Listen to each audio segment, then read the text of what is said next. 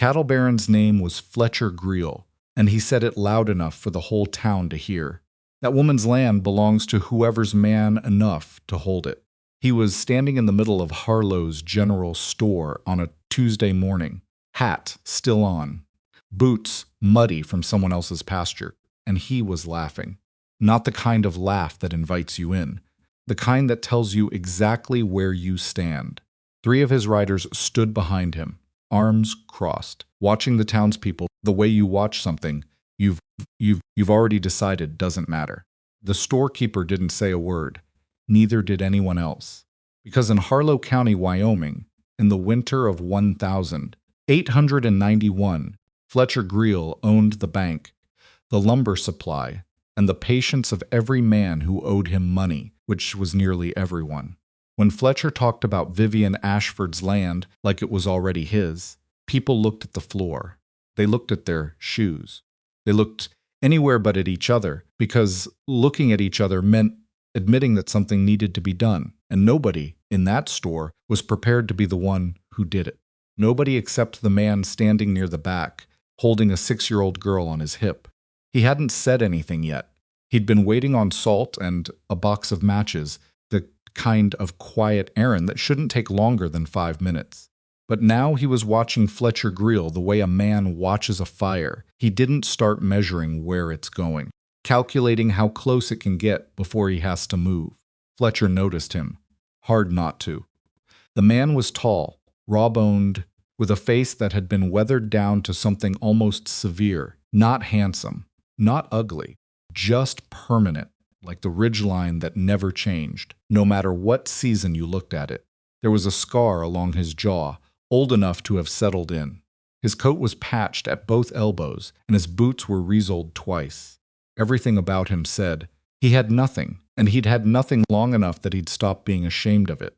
The little girl on his hip had brown pigtails and a stuffed rabbit missing one ear. "You got something to say, stranger?" Fletcher asked. The man looked at him for a long moment. "No," he said. "I got matches to buy." If you've ever watched someone hold their tongue when everything in them wanted to do otherwise, you know what that costs. Costs something you don't get back. Caleb Rourke paid it that morning, and he paid it because of the girl on his hip, and because he knew better than most that stepping into a fight before you understand its full shape is how you get yourself killed before it matters. He paid for his matches. He paid for his salt.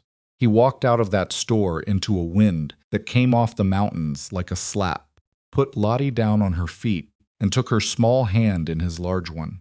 And they walked the 3 miles north toward Blackstone Ranch because they had nowhere else to go. That's the part of the story that doesn't sound like much until you understand what 3 miles means in a Wyoming January, and what it means to walk those 3 miles carrying the weight of a decision you haven't made yet. Caleb Rourke was 34 years old. He had served 6 years in the cavalry, come home to a wife who got sick in the third year after he returned, buried her in Kansas in the spring of 1888, and spent the 3 years since trying to figure out what kind of life a man builds when the thing he was building it for is gone. He wasn't bitter about it. Bitterness requires a kind of energy Caleb had stopped having. He was practical about his grief the way he was practical about everything he acknowledged it, worked around it, and kept moving. Lottie was what kept him moving. She was 6.5, going on 50, with the kind of observational intelligence that made adults uncomfortable, and children either adore or resent her. She noticed things. She remembered things. She asked questions at moments when most people would know to stay quiet, and her questions were always the right ones. Caleb had spent 3 years simultaneously trying to protect her from the world's harder edges, and recognizing, with a complicated pride, that she was going to cut right through those edges, eventually with or without his help. She was also the reason he'd answered the advertisement. Experienced ranch hands sought. Blackstone Ranch, 12 miles north of Harlow. Wages fair, housing provided, inquire at the gate. It was tacked to a post outside the general store, handwritten in a careful script that suggested whoever wrote it had thought hard about each word. Caleb had read it 3 times. He'd asked around and gotten a collection of responses that told him more than the advertisement did.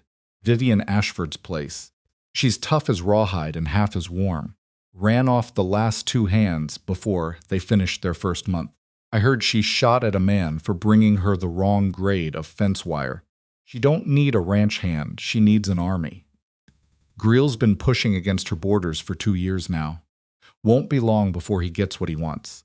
Caleb had listened to all of it, folded the advertisement twice, put it in his coat pocket, and thought about it for 3 days while he and Lottie slept in the livery stable because it was warmer than outside, and the hostler was decent enough to look the other way.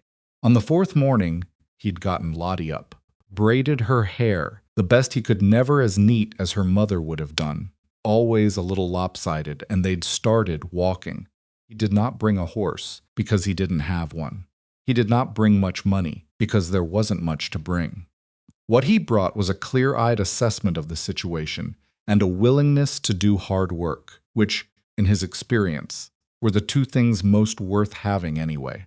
The gate to Blackstone Ranch was made of iron, and it was closed. Not locked, just closed.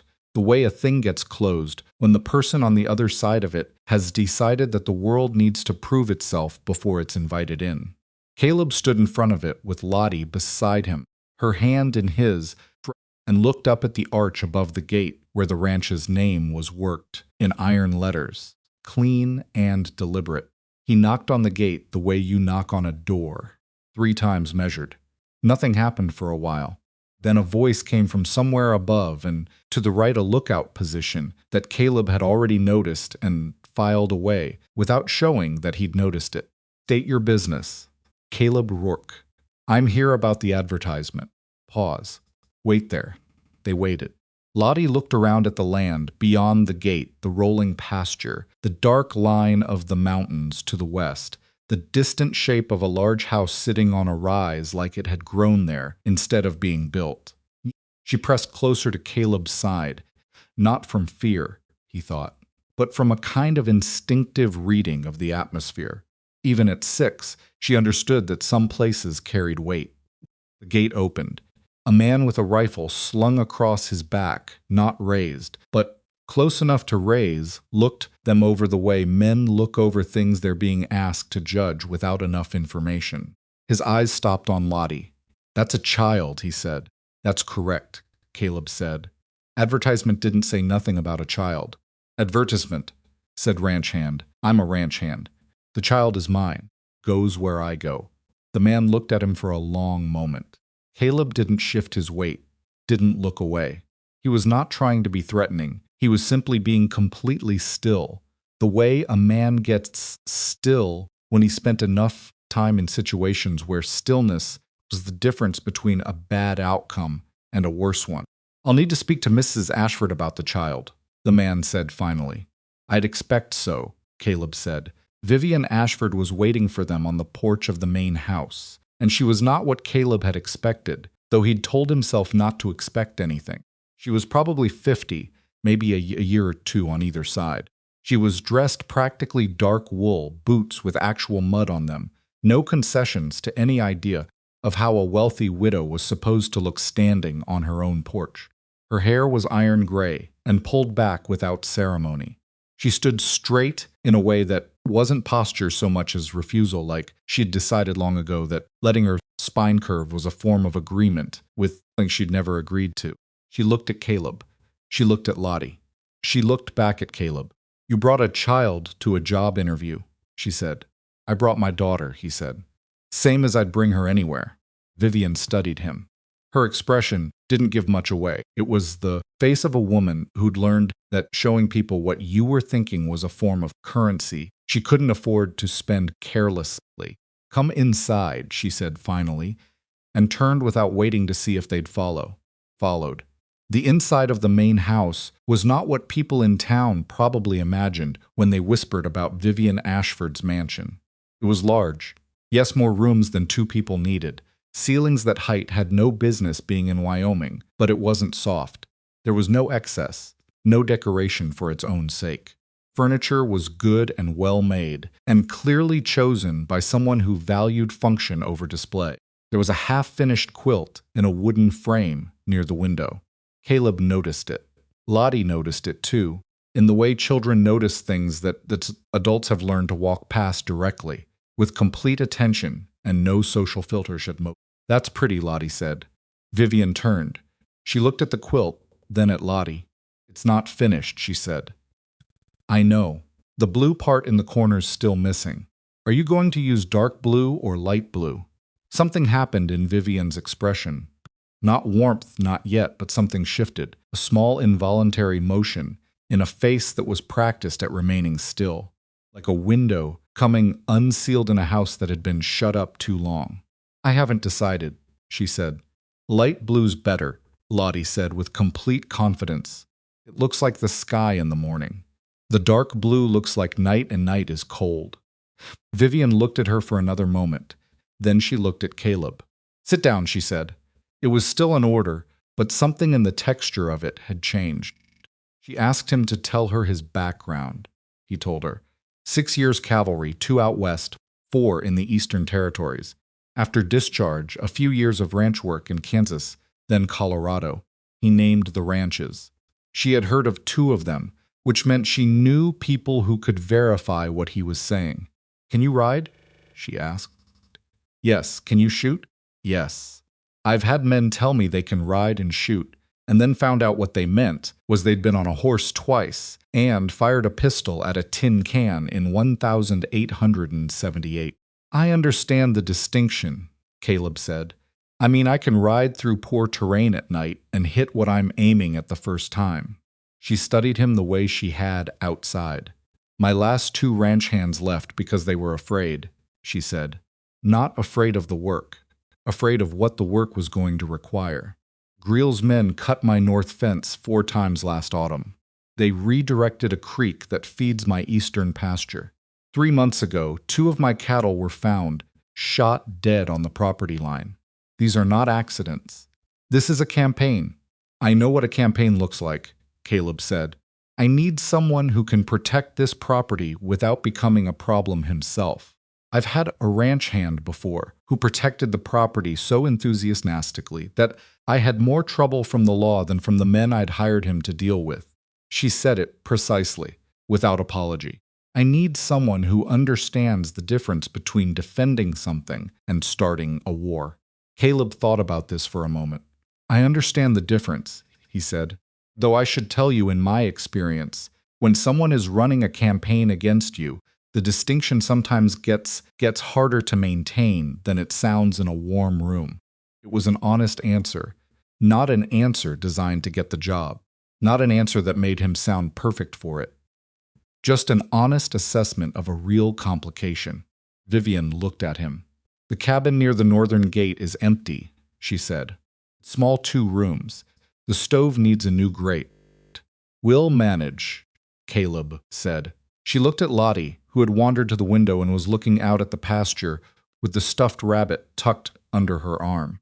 The child will be on this property, Vivian said. It was not quite a question. Yes, she'll need to stay out of the working areas of the ranch. The equipment is dangerous. I'll tell her. Telling her won't be sufficient. She'll need to understand why. Caleb looked at Lottie for a moment. The way a father looks at a child he is still learning the specific, constant education of knowing one particular person. She understands things when they're explained to her. Honestly, he said. She's better at that than most adults I know. Vivian said nothing.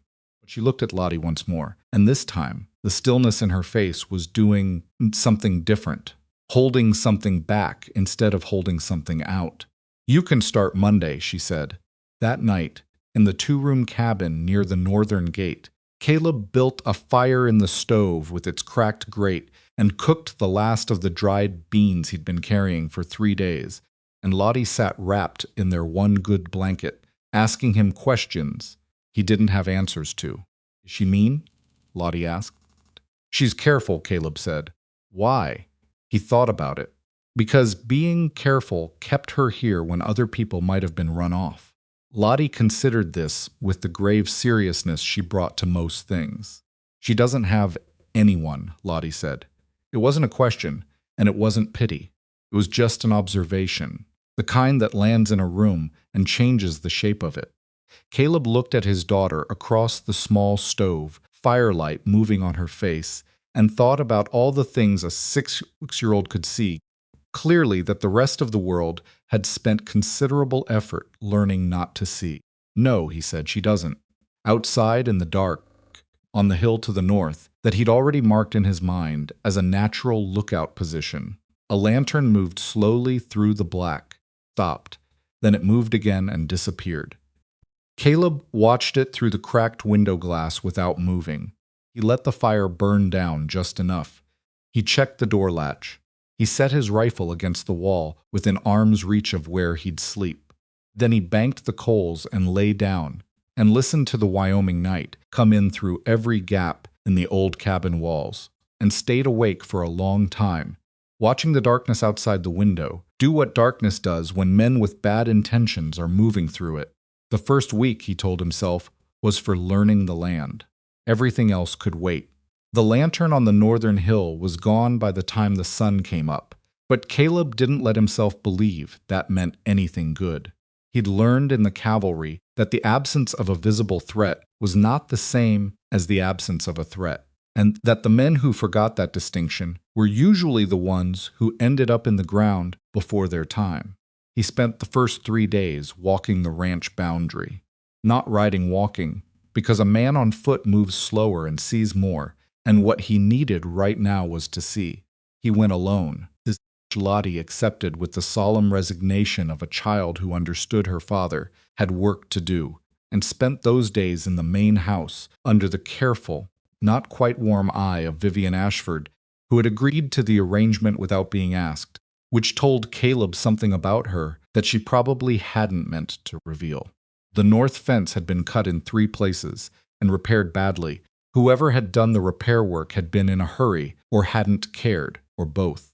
The wire was kinked wrong and would fail again. The first time anything heavy leaned against it. Eastern boundary ran along a dry creek bed that should not have been dry in October, and when Caleb followed it north for half a mile, he found the place where the water had been redirected a rough earthen dam, recently built, on land that was technically outside the ranch's boundary, but positioned to starve Blackstone's eastern pasture of water through the winter. Smart. Whoever had planned it knew what they were doing. He stood at the edge of that dry creek bed for a long time, looking at the dam, and then looking at the hills beyond it, and then looking back at the dam, and doing the arithmetic of the situation. This was not a man who'd gotten angry one day and made a bad decision. This was a man who'd looked at Blackstone Ranch the way you look at a problem you've decided to solve methodically, and had started solving it. When he got back to the cabin that evening, Lottie was sitting at the small table, drawing on a scrap of brown paper with a stub of pencil. She'd drawn what appeared to be a horse, though it had 6 legs, and beside the horse, she'd drawn a woman standing very straight. "Who's that?" Caleb asked, nodding at the straight-standing figure. "Mrs. Ashford," Lottie said without looking up. "She stands like this." She sat up rigidly in her chair, spine locked, chin elevated, a miniature impression of a woman who'd turned her backbone into a statement. Caleb looked at the drawing for a moment. "She teach you anything today?" "She showed me how the quilt squares go together. You have to cut them exactly right, or the corners don't line up." Lottie paused. "She measured mine 3 times before she'd let me cut it. I only measured it once, and she said that wasn't enough. She was right, I know. A beat. She's not mean. She's just careful." Caleb looked at his daughter. She'd used the same word he'd used the night before, which meant she'd been thinking about it, turning it over, deciding if it was accurate. Apparently she'd decided it was. "Yeah," he said. "That's right." He went to Vivian the next morning with what he'd found at the eastern boundary. She listened without interrupting, which was a quality Caleb had come to associate with people who were genuinely intelligent rather than just wanting to appear that way. When he finished, she was quiet for a moment. "I know about the dam," she said. "Did you report it? To whom?" She said it without bitterness, which made it worse. "County sheriff takes his coffee at Fletcher Greel's house every Thursday morning." The territorial judge has ruled against me on 3 separate property disputes in the last 2 years, each time on grounds that would embarrass a first-year law student. The men who might have supported me have debts that Greil holds, and they know what happens to the ones who forget it. Caleb thought about the store, the floor lookers, the shoe studiers. So what's your plan? He asked. My plan is to outlast him, Vivian said. Greil is 61 years old and has the temper of a man who isn't used to waiting. He makes mistakes when he's impatient. I document everything. Every cut fence, every redirected waterway, every man he sends across my boundary. I've been documenting for 2 years. Eventually, this territory will have a federal presence that Greil can't buy, and when it does, I'll have the record. It was a rational plan. It was also the kind of plan that worked perfectly right, up until the point where the other side decided to stop being patient, too. The dam needs to come down, Caleb said. Your eastern herd is going to have water problems inside of 6 weeks if it doesn't. The dam is on land I don't own. The dam was built to affect land you do own. That's a different legal situation. Vivian looked at him. Something moved in her expression, not surprise, exactly, but a kind of recalibration, like she was adjusting the category she'd filed him in. Can you build me evidence of that? She said. Not testimony. Written evidence. Measurements, dates, a diagram of the water flow. I can do that. Then do it before you touch the dam. He did. It took 4 days of careful work, borrowed surveying tools from a neighboring rancher, 12 miles east, who had his own reasons to document things carefully, and a hand-drawn map that was, Caleb thought, better than anything he'd produced in the cavalry. He brought it to Vivian. She looked at it for a long time, asked 2 precise questions, made a note in the ledger she kept on her desk, and told him she'd send it to a lawyer in Cheyenne who was not owned by Greil. Then she told him he could deal with the dam. He dealt with it in one afternoon, and the water came back to the eastern creek bed. By the following morning, and the eastern herd drifted toward it with the incurious relief of animals who didn't know what they'd been missing, but knew they'd been missing something. First time he saw Greil's men on the property, it was the 2nd week of November, and there were 3 of them. Caleb was repairing the north fence properly this time, with new wire and properly set posts when he heard the hooves. He didn't reach for the rifle, he'd leaned against the fence post. He just turned and watched them come, and waited, and kept his hands visible. They pulled up 20 feet away. 3 men, well-mounted, dressed better than working cowboys, told him they were something between foremen and something else. The one in front had a flat, uninviting face and small eyes set too close together. He looked at the fence wire in Caleb's hands. You're fixing that fence, he said. That's correct, Caleb said. We cut that fence, the man said, as if this were a reasonable thing to inform someone of. I know, Caleb said. I saw the wire pattern. You use the same technique every time. You should vary it. The man's expression shifted. Not quite anger, more like the irritation of someone who'd been told something they didn't want to know. You're new, he said. 2 weeks, Caleb agreed. Mrs. Ashford's hired men before. They don't usually last long. I'm aware of the precedent. Seems like a man with a child would think carefully about his situation. Caleb looked at him. Not the way you look at a threat, the way you look at a statement you're choosing to make a specific note of. I think carefully about everything, Caleb said. That's how I noticed. It was the same 3 men who've been riding the northern ridge at night for the past 2 weeks. Different horses, but same riders.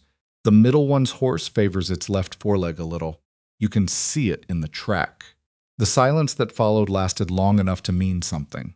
You're going to have a problem here, the man said. I've had problems before, Caleb said. He turned back to the fence. I'll be done with this in a couple hours.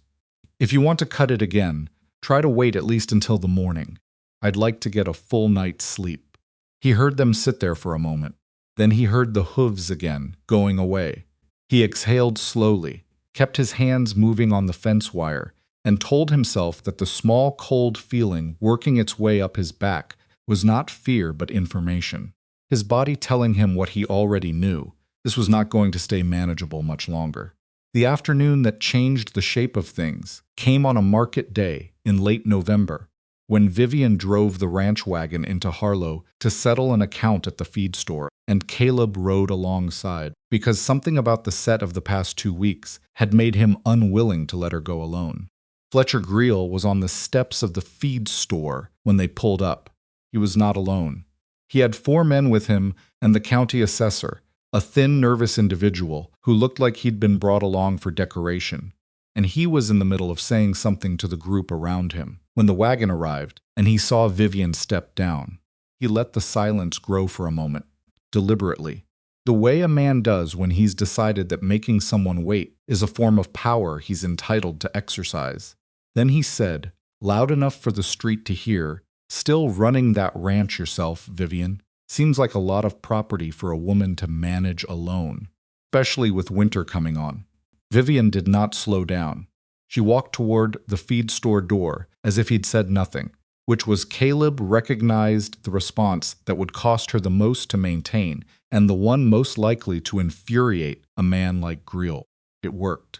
Greele stepped slightly to the left, not blocking her but making his presence felt. "You know what I heard?" he said, still at that public volume. "I heard your eastern creek went dry. Shame about that. Hard winter for your cattle." "The creek recovered," Vivian said, and opened the feed store door. "Did it?" Greele looked at Caleb, still on horseback. He took in the patched coat, the twice-resoled boots, the rifle in the saddle scabbard. "This the man you hired to protect yourself? What's he going to do, walk your cattle through the snows?" The men on the steps thought this was funny. The assessor didn't laugh, but he didn't not laugh either, which in Caleb's experience was a form of cowardice that was in some ways worse than the original offense. Caleb got down from the horse.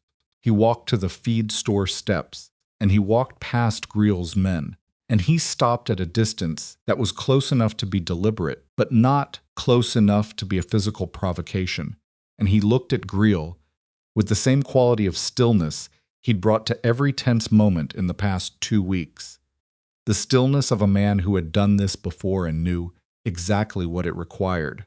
Mrs. Ashford's eastern creek recovered because someone illegally dammed it on land adjacent to her property, Caleb said. He said it conversationally, at a volume that matched Greele's public register. "I documented the dam, surveyed the water diversion, and sent the survey to a lawyer in Cheyenne. The dam's been removed. The documentation's already on file." He let that sit. "If something like that happens again," he said, "there'll be a record of a pattern. Courts in this territory may be slow, but federal courts aren't always. And federal interest in water rights abuse tends to bring the kind of attention that's hard to make go away." Greele looked at him. His face had reddened in a way that had nothing to do with the cold.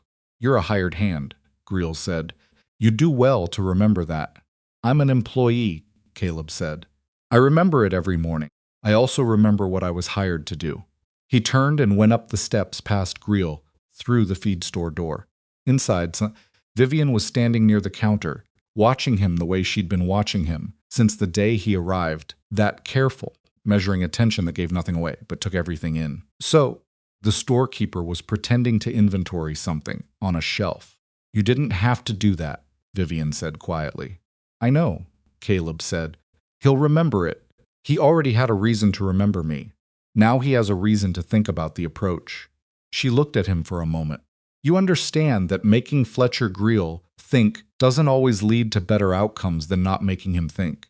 "I understand that," Caleb said, "but I wasn't willing to stand there and listen to him talk about you that way and say nothing.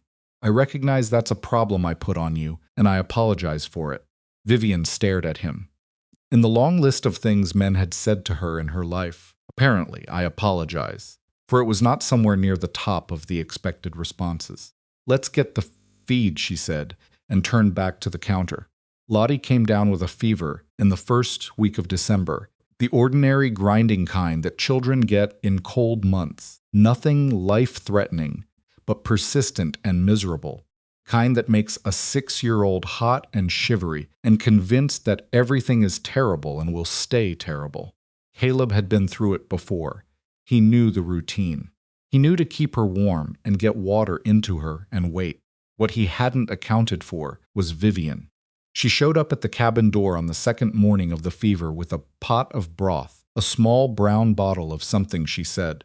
A doctor in Denver had given her for exactly this kind of thing, and an expression on her face that said she was there because it was practical, not because she was the kind of woman who showed up at cabins with broth. Caleb let her in. There wasn't any reason not to. She sat beside Lottie on the small cot and felt her forehead with the back of her hand, and her face did the thing it sometimes did, the involuntary settling, the loosening of the deliberate control, and then she set about doing what she'd come to do in the efficient, unsentimental way she did most things. And Caleb stood in the doorway and watched and felt something he didn't have a name for yet. Lottie, even sick, was not too sick to talk. "You made soup," she said in the slightly accusatory tone of a sick child evaluating evidence. "Broth," Vivian said. "It's easier on a stomach that doesn't want to work. I like soup better." "I know. You can have soup when you're better. For now you're having this." Lottie looked at her with the particular scrutiny of a child, assessing whether an adult is telling the truth or managing her. "Did you make it yourself?" she asked, a pause. "My cook made it," Vivian said. "I supervised." Lottie's eyes tracked to Caleb. He kept his expression neutral. "That means you watched," Lottie said. "That means I made sure it was done correctly," Vivian said with a precision that was technically accurate and practically absurd, which Lottie seemed to understand perfectly, because she smiled a small, sick, genuine smile and didn't push it further. She drank the broth, all of it. When she fell asleep an hour later, Vivian stood and set the empty pot by the door and straightened up and did not look at Caleb immediately. And he understood that she was giving herself a moment to put the careful look back on, to reestablish the controlled distance that she maintained between herself and anything that might mean something to her. "She's a good girl," Vivian said finally. "Yes," Caleb said. "She doesn't complain. Most children that's sick would complain a great deal. She doesn't see the point of it," Caleb said. "She figured out pretty early that complaining doesn't change the temperature of a fever." Vivian turned and looked at him. Then she looked at the sleeping child. "Her mother," she said, and stopped. "3 years ago," Caleb said. "Kansas." Vivian nodded once. She didn't say she was sorry, which he found he preferred. The stories of strangers had a texture to them he'd never managed to find comfortable. "The fever will break tonight or tomorrow," she said. "The medicine going every 4 hours." "I know how to take care of her," he said. Not defensively, just straightforwardly. "I know you do," Vivian said. She said it plainly, without condescension, and picked up the pot and left. Caleb stood in the quiet cabin and listened to Lottie breathe and looked at the door. Vivian had just gone through and thought about what it meant that a woman who had spent years perfecting the distance between herself and the world had just crossed half a mile of frozen ground in December with a pot of broth. The fever broke on the 3rd morning. Lottie woke up announcing that she was hungry, which Caleb recognized as the surest possible indicator that the crisis was over, and he made her eggs and the good part of the bread, and she ate with the purposeful intensities of a child who had spent 3 days in bed and had significant grievances with the situation. "Can we go see Mrs. Ashford?" she asked. "She has work to do. We can knock first." Caleb looked at his daughter, who was already trying to get her coat on. He helped her with the buttons, which she could do herself, but which went faster with 2 people, and they walked up to the main house in the pale December morning with frost on the dead grass cracking under their boots. Vivian answered the door herself, which meant she'd seen them coming. She looked at Lottie, the color back in her face, the eyes clear, the rabbit tucked correctly under one arm, and something in her expression did the unsealing thing again. Only this time it went a little further than it had before. "You're better," she said. "I'm very hungry," Lottie said. "Papa made eggs, but I want to know about the quilt." "Did you decide about the blue?" "I decided," Vivian said. "Which one?" "Come in and I'll show you." December deepened. The ranch work got harder as the cold set in, more to manage. more that could go wrong, more that required Caleb's attention at the kind of hours that made it a question of will rather than energy to get up and address it. He found a second set of tracks along the southern fence on the 12th of December, heavier horses this time, 4 or 5 riders who'd come close and then pulled back, like someone taking a measurement. He documented it and told Vivian, and she added it to her ledger without changing her expression. And he watched her make the note and thought about what it cost to make that face, every day to take each new threat and fold it carefully into the record and refuse to let it show.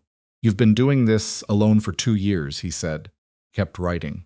"There were ranch hands before you," she said. "Not what I mean." She set the pen down. She looked at the ledger, not at him. "My husband died 4 years ago," she said. "He was not a kind man. He was capable and he was effective, and he managed this property with considerable skill. But he was not kind." A pause. "When he died, several people expected me to sell the property and move somewhere more suitable." She said suitable the way you say a word that was once used against you. Didn't. "In some ways, that has been the most expensive decision I've ever made. In some ways, it is the only decision I've ever made that was entirely my own." Caleb was quiet. "I'm not asking for your sympathy," she said. "I know," he said. "I wasn't offering it." She looked up then. Whatever she'd expected him to say, it wasn't that. "I'm saying I understand the cost of a decision that's entirely your own," he said. "Different from the cost of a decision someone else made for you. It's harder in some ways, and easier in others." She studied him. "Lottie," she said, "after your wife." "Every decision since then," Caleb said, "entirely mine." They sat in the room with that between them, the ledger open on the desk, the winter dark pressing at the windows, and it was not comfortable exactly, but it was honest, and in Caleb's experience, honest discomfort was worth considerably more than comfortable dishonesty. The blizzard came on the 19th of December without adequate warning, which was not unusual for Wyoming. In that year, the weather moved in ways that forecasting had not yet learned to predict reliably, and what looked like an ordinary cloud front at midday could be a whiteout by nightfall. By 4 in the afternoon, the visibility was gone. Caleb had gotten the horses in. The cattle pushed to the windbreak on the property's south end, and Lottie settled in the cabin with enough wood for the night stacked inside. He came back in from the last trip to the barn and stood in the cabin and watched the storm through the window for a moment and thought about the main house, 1,200 yards away, and the woman in it. He thought about the size of that house, the height of those rooms, the way cold worked in a house that large when the fires went out. He went back out into the storm. It took him twice as long as it should have to cover 1,200 yards. The wind was coming from the northwest at a sustained force that made it a physical argument, and the snow was horizontal, and twice he lost his direction and had to stop and find it again by memory rather than sight. The main house was dark. That was the first thing wrong. He got the door open and felt the cold that met him and knew immediately. Fires were out. He moved through the house by memory he'd been in it.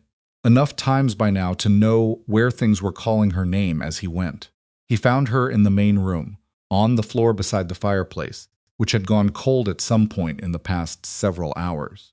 She was conscious, but barely, the kind of barely. That was its own kind of alarm. She turned her head when he said her name, but she didn't answer, and her hands when he took them were past cold. He got the fire going first. It took 4 tries because his hands weren't reliable yet from the crossing. When it caught, he moved her closer to it, got the blankets from the nearest bedroom, and spent the next 20 minutes doing the basic, methodical work of warming a person whose body had started to lose the argument with the temperature. Came back to herself slowly. First awareness, then confusion, then something approaching embarrassment, which told him she was going to be all right. "Coal scuttle was empty," she said finally. Her voice was rough.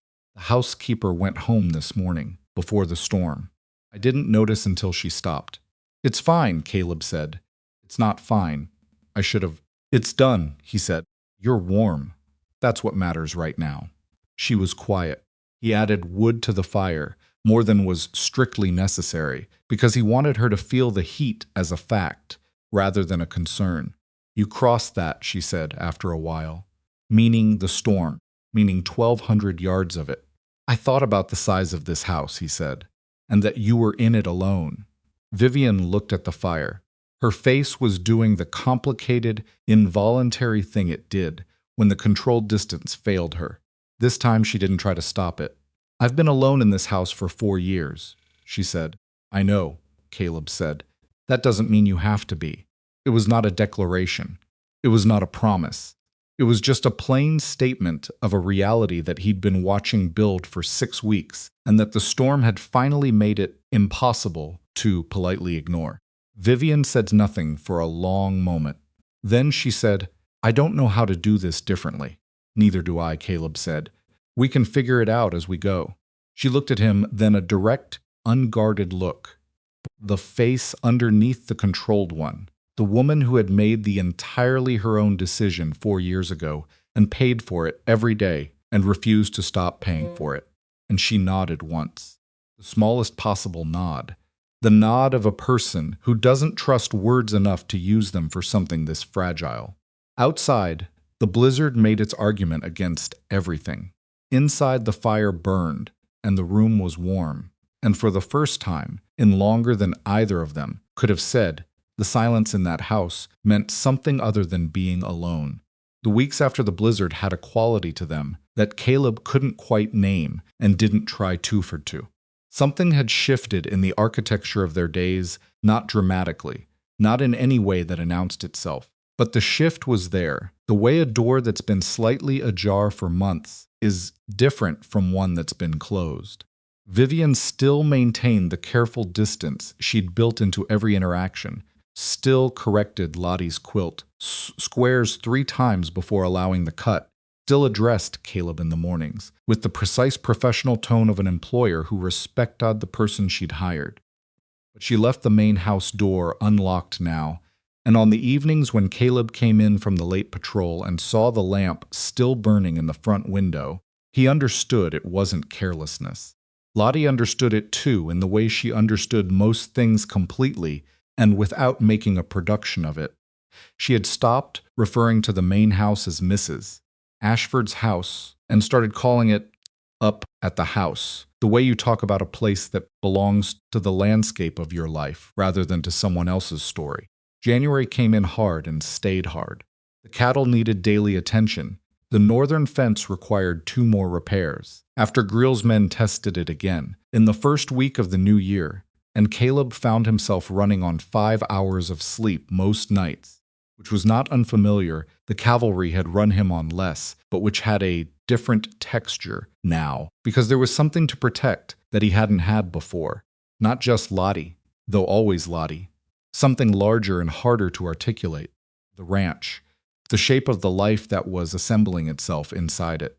He caught Vivian watching him sometimes when she thought he wasn't paying attention. Oh, not the measuring look. He knew that look by now had cataloged its variations.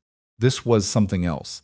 Something she hadn't quite made up her mind about yet, which, in his experience, was the most honest place a person could occupy. The ones who'd made their minds up about you before they knew you were the ones to worry about. Vivian Ashford was still in the process of deciding, and he found he respected that more than he could easily explain. February brought something none of them had been expecting. The man arrived on a Thursday morning, which Caleb would remember later, because Thursday was the day. The sheriff took coffee at Greel's house, and in retrospect, the timing was not coincidental. He came in a hired coach from the Harlow station, which meant he'd come from somewhere with a railroad connection, which meant distance and planning and resources. He was dressed in a way that telegraphed lawyer from 50 yards. The coat was too good for Wyoming weather. The bag he carried was the kind built for papers rather than supplies. And he moved through the world with the slightly elevated carriage of a man who was accustomed to having rooms adjust to him rather than the other way around. His name was Gideon Vale. Caleb was at the north fence when the coach came through the gate, and he watched it from a distance, and something about it made him put down the wire cutters and walk back toward the main house without quite deciding to. By the time he got there, Vale was already inside, and Vivian's housekeeper, a stout woman named Dorothea, who communicated primarily through expressions of varying degrees of alarm, was standing in the hallway outside the main room with the particular stillness of someone listening to something through a closed door. Caleb looked at her. Dorothea looked at him. "He has papers," she said. Caleb went in without knocking. Vale was seated across from Vivian at the desk, his briefcase open, several documents laid out with the deliberate arrangement of someone who'd done this before and understood that the way you presented devastating information was as important as the information itself. He looked up when Caleb came in with the mild irritation of a man who'd expected a controlled audience. Vivian looked up too. Her face was already doing the thing, the locked, deliberate stillness, but it was tighter than usual. Kind of tight, that meant the thing underneath it was pushing hard. "Mr. Rourke," she said.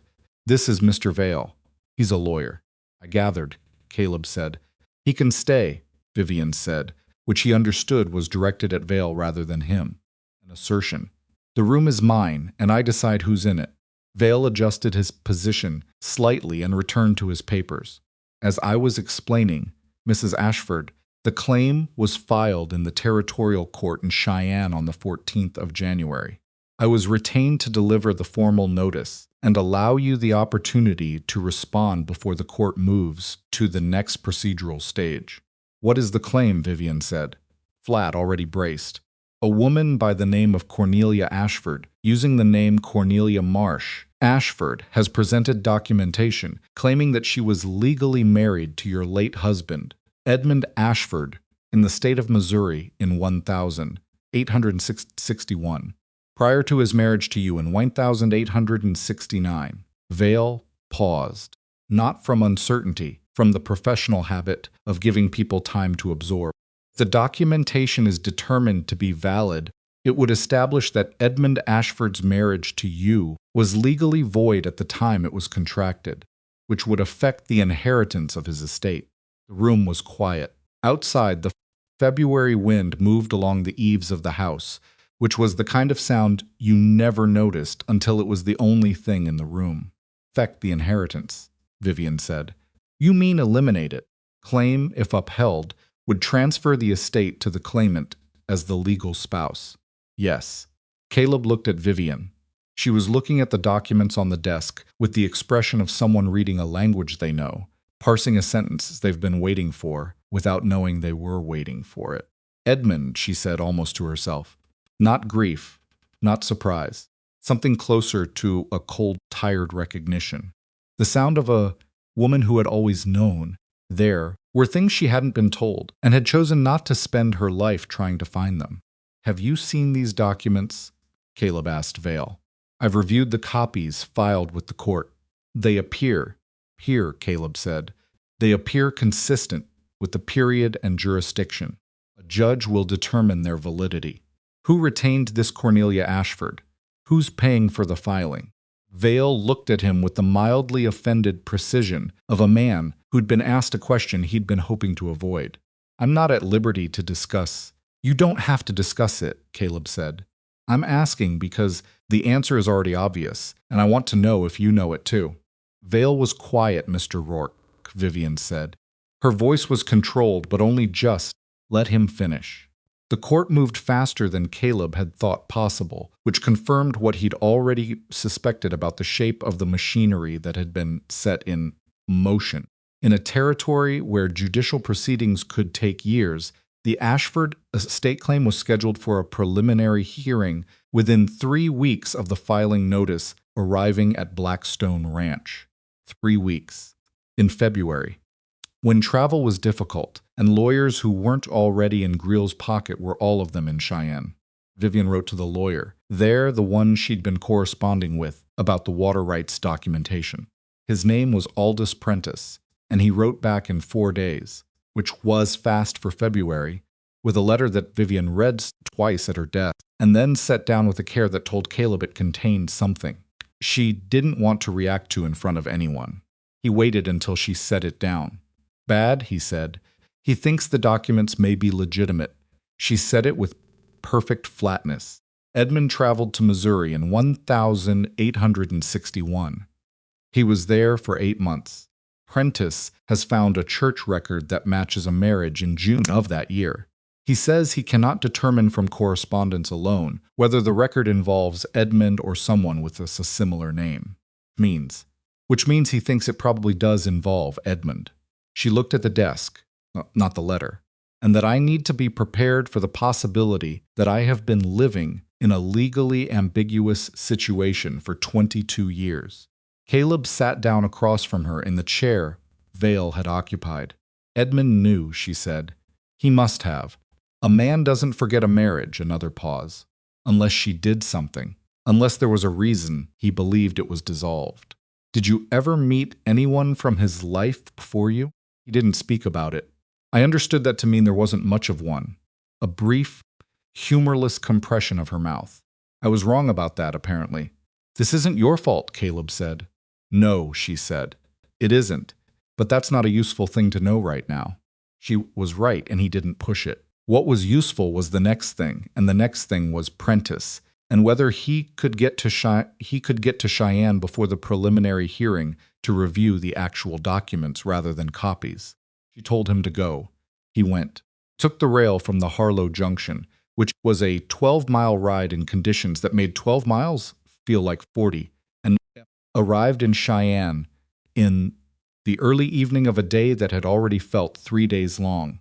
Prentice's office was above a dry goods store on the main street, up a narrow stair that creaked in a way that suggested the building had opinions about its own structural integrity. Prentice was a small man. Unexpectedly, young Caleb had pictured someone older.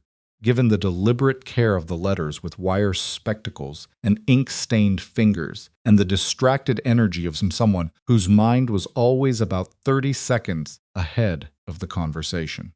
He'd already pulled the filed documents. Caleb sat across from him and looked at them, and Prentice talked while Caleb looked, the way a doctor talks while you read the diagnosis he's already made, explaining things you're going to need to understand whether you want to or not. The marriage record was real. That much seemed clear.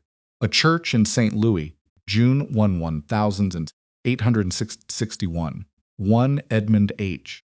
Ashford of Wyoming Territory. 1 Cornelia Marsh of Missouri.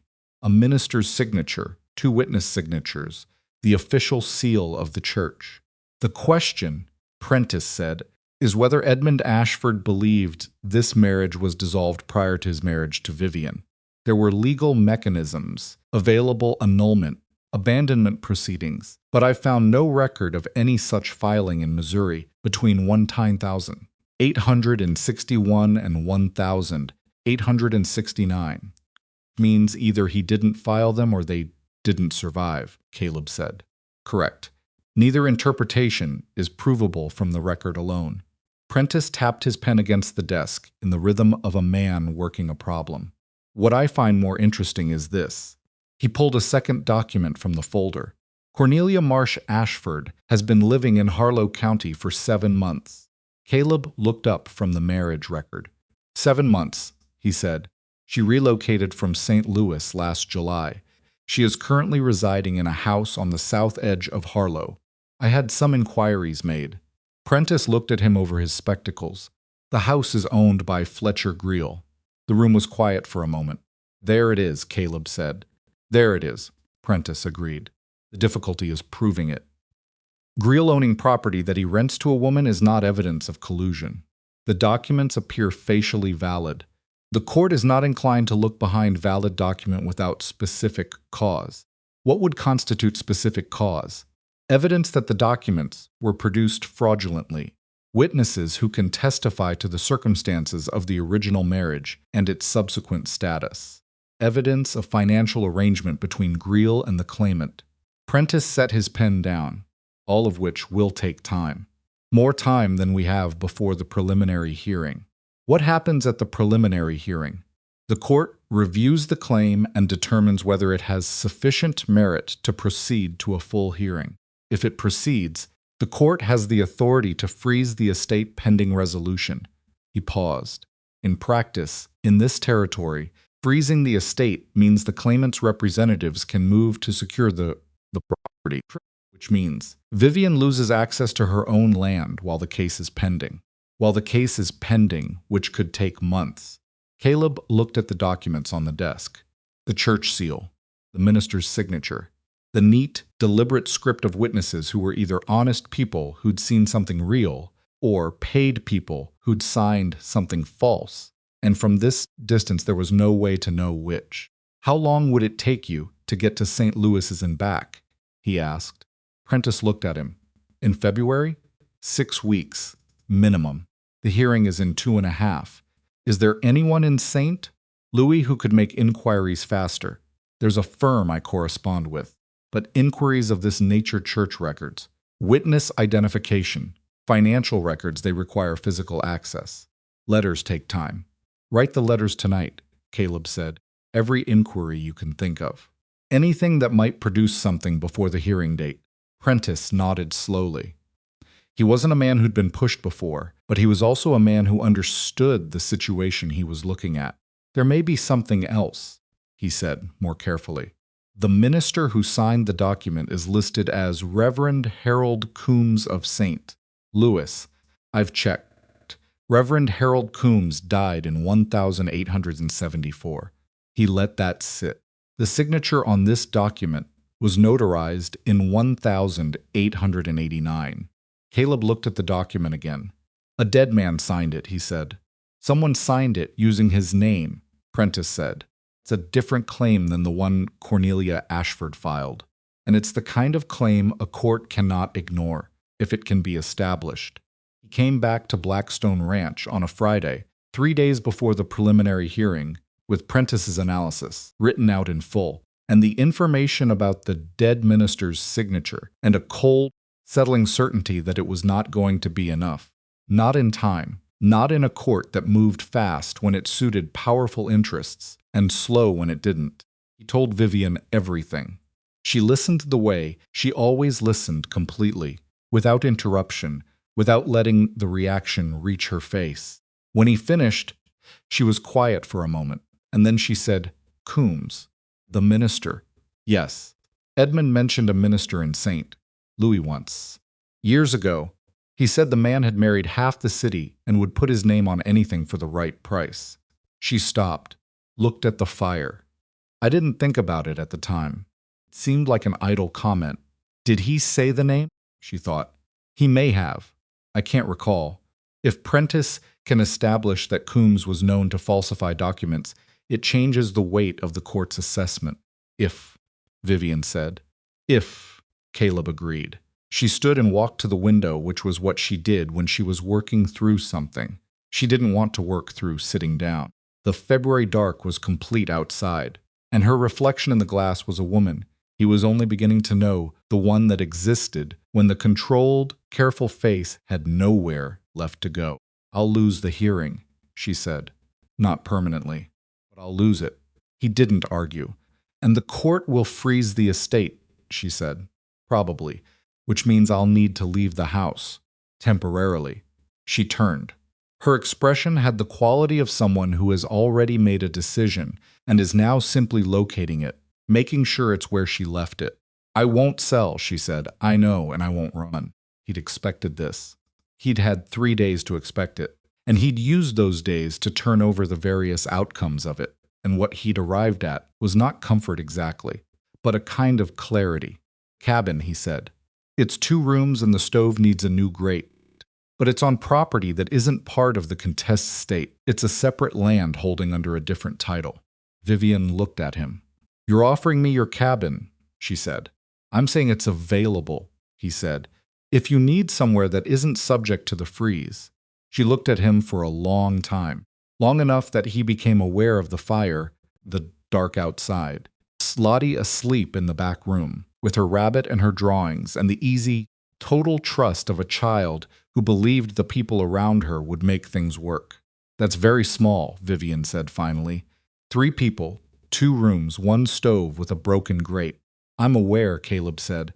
She stopped, started again. I've lived in this house for 22 years. I know.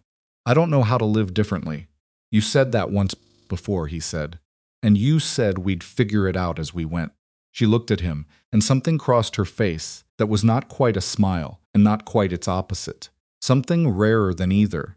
The expression of a person who has been known and is still deciding how to feel about it. The hearing is Monday, she said. Yes, we'll see what happens at the hearing. What happened at the hearing was exactly what Caleb had told her would happen, delivered with the brisk efficiency of a court that had already made up its mind before the arguments were heard. The territorial judge, a florid man named Breckett, who had the unfortunate habit of looking at Greel's table, when he was supposed to be looking at the bench, reviewed the documents, heard Prentice's preliminary argument about the minister's signature, and determined that while the matter of Reverend Coombs was potentially relevant, it was insufficient at this stage to override the prima facie validity of the filed claim. The estate was frozen pending full hearing. Vivian was given 10 days to vacate the main house.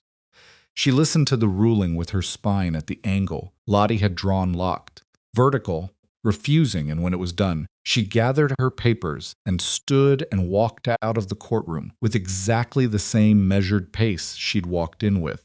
And Caleb walked beside her, and they didn't speak until they were outside in the cold. 10 days, she said. 10 days, he said. She looked at the courthouse facade, the kind of building that was designed to look like authority, which mostly succeeded when authority hadn't just been used as a tool for something else. I'll need to pay the ranch hands before I go, she said, out of my personal account. The estate funds are frozen, but I have some savings that aren't part of the holding. How much? Enough for 3 months of wages for all of them. Maybe 4. She said it with the controlled precision of someone who had already done this math multiple times and didn't need to do it again. I won't leave them without pay. Whatever happens to the property, they did their work honestly. He looked at her. The iron gray hair, the wool coat, the mud still on her boots from the walk to the courthouse. The woman who was about to pay out her personal savings to workers on a property she'd just been removed from. That's the right thing, he said. It's the only thing, she said, which was not agreement or humility, but simply an accurate statement of her own values, said without expecting credit for them. The day the ranch workers gathered to receive their pay was a strange and difficult morning. They came one by one into the main house, which was already being stripped of Vivian's personal things, not by anyone Greel had sent, not yet, but by Vivian herself, methodically, with the grim precision of a woman who needed to control what could be controlled. She'd kept her papers, her ledgers, 3 changes of clothing, the quilting frame, and the nearly finished quilt. She left the silk curtains, left the imported furniture, left the china that had been a wedding gift from a man who apparently hadn't been free to give it. Caleb watched her pack and didn't offer to help until she asked, and she asked once, for the quilting frame, which was too awkward to carry alone. The ranch workers took their pay, and each of them, in their own way, showed her something.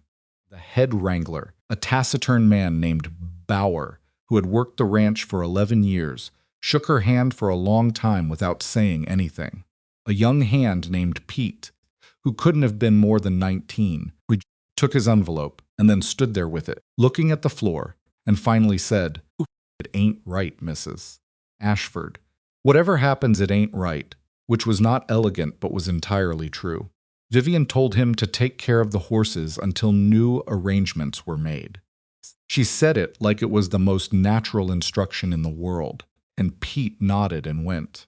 And Caleb watched her hold the composure through it, with the effort of someone holding a door shut against a wind that was growing, and he did not look at her directly, because she didn't want to be looked at directly right now, and knowing that was one of the things he'd learned about her in the months since he'd walked through that gate, with salt and matches and a 6-year-old on his hip. Greel's men appeared at the property line on the 8th day. They didn't come in not yet, but they were there.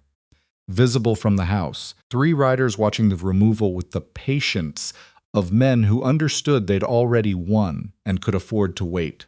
Caleb stood on the porch and looked back at them. They looked at him, and nobody moved. and after a while, they rode away. Town found out quickly. In a place the size of Harlow, things moved faster than weather. The gossip had its own topology. It started at the feed store and the barber's, and spread outward in the way that humiliating information about someone powerful always spreads, with a particular relish for the distance between what the person was and what they'd become.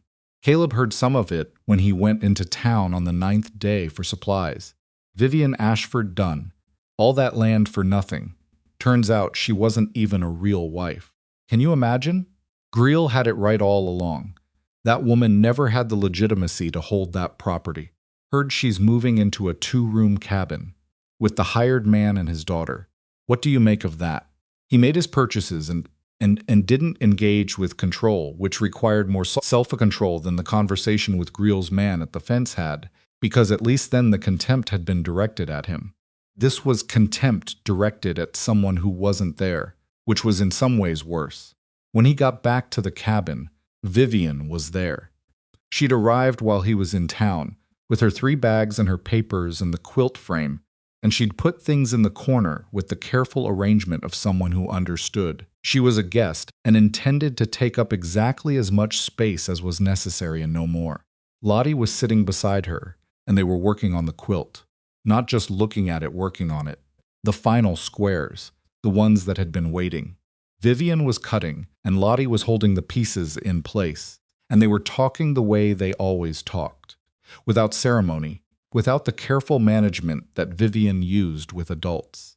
"Corner's going to be wrong," Lottie said. "No, it won't.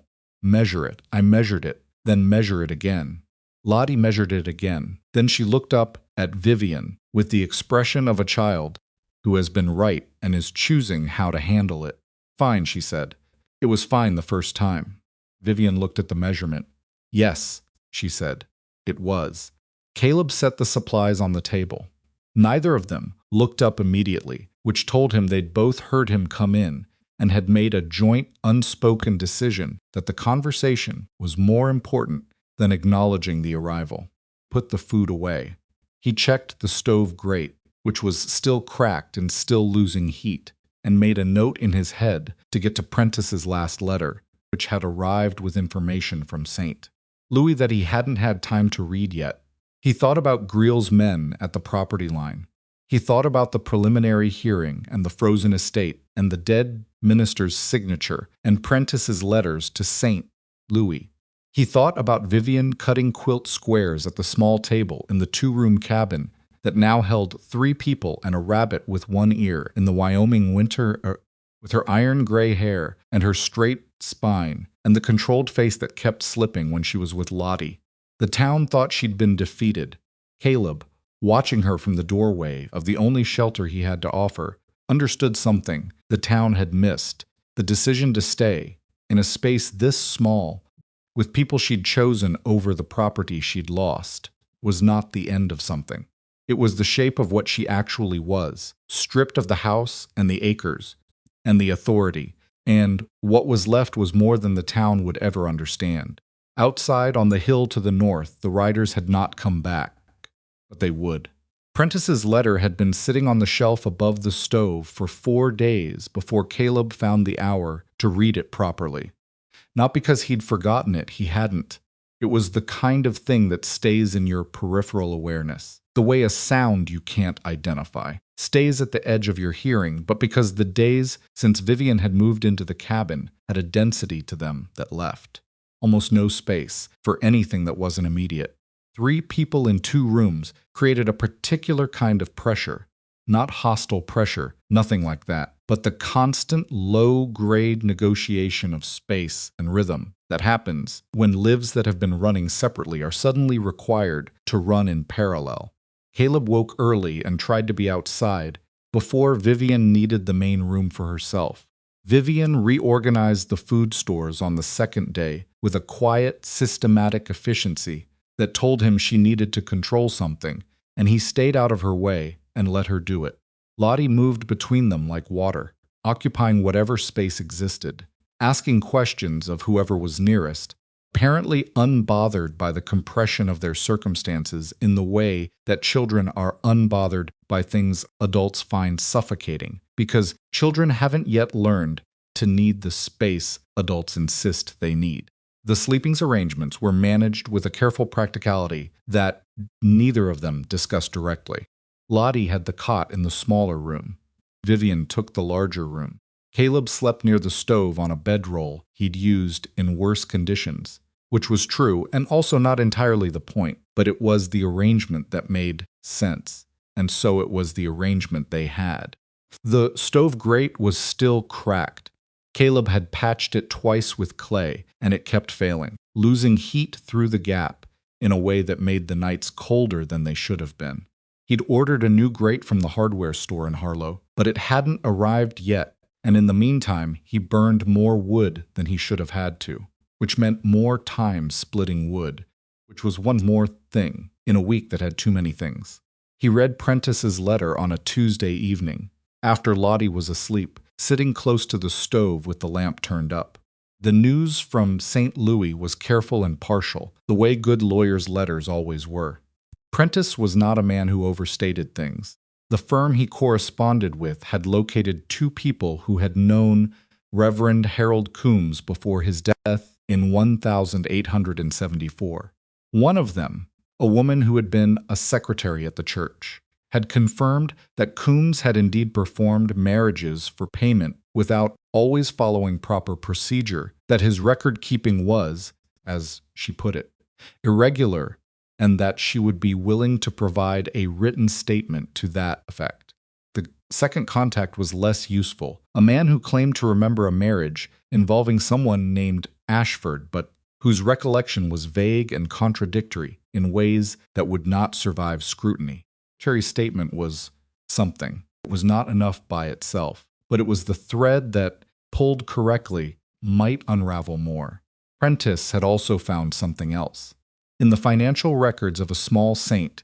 Louis bank, he had located a transaction from 8 months prior, a transfer of $300 to a Cornelia Marsh of St. Louis, originating from a Wyoming account whose holder was listed only as a land management company. Company name meant nothing on its surface, but the bank branch that processed the transfer was the same branch used by a Harlow County business registered to one Fletcher Greele, $300 to a woman in St. Louis. 8 months ago, 1 month before she appeared in Harlow, Caleb set the letter down and looked at the stove. It wasn't proof. It was a line connecting 2 points, and you needed more than a line in a court where the judge took his coffee with the man who'd drawn it. But it was real, and it was documented, and it was the kind of thing that, with time and the right federal attention, could become something that couldn't be managed away. Problem was time. He read the letter again, slower. In the last paragraph, Prentice had written something that Caleb had to go over twice before he understood the full weight of it. He had made inquiries, through a contact in the territorial capital, about the status of federal land oversight in Harlow County. There was apparently a federal land commissioner scheduled to conduct an inspection tour of several Wyoming counties in the spring, a routine audit of land title disputes that had accumulated in the territory over the previous decade. Harlow County was on the list. The commissioner was expected in April. April was 10 weeks away. 10 weeks was a long time when you were living in a 2-room cabin with a cracked stove grate and men who watched the property line from the hill at night. He told Vivian the next morning, before Lottie woke. She read the letter herself, carefully, the way she read everything, not quickly, not performing comprehension, actually taking it in. When she finished, she folded it along its original creases and set it on the table between them. Bank transfer, she said. It's not direct evidence, but it establishes a financial connection between Greele and the claimant before the claim was filed. Prentice thinks the federal commissioner matters.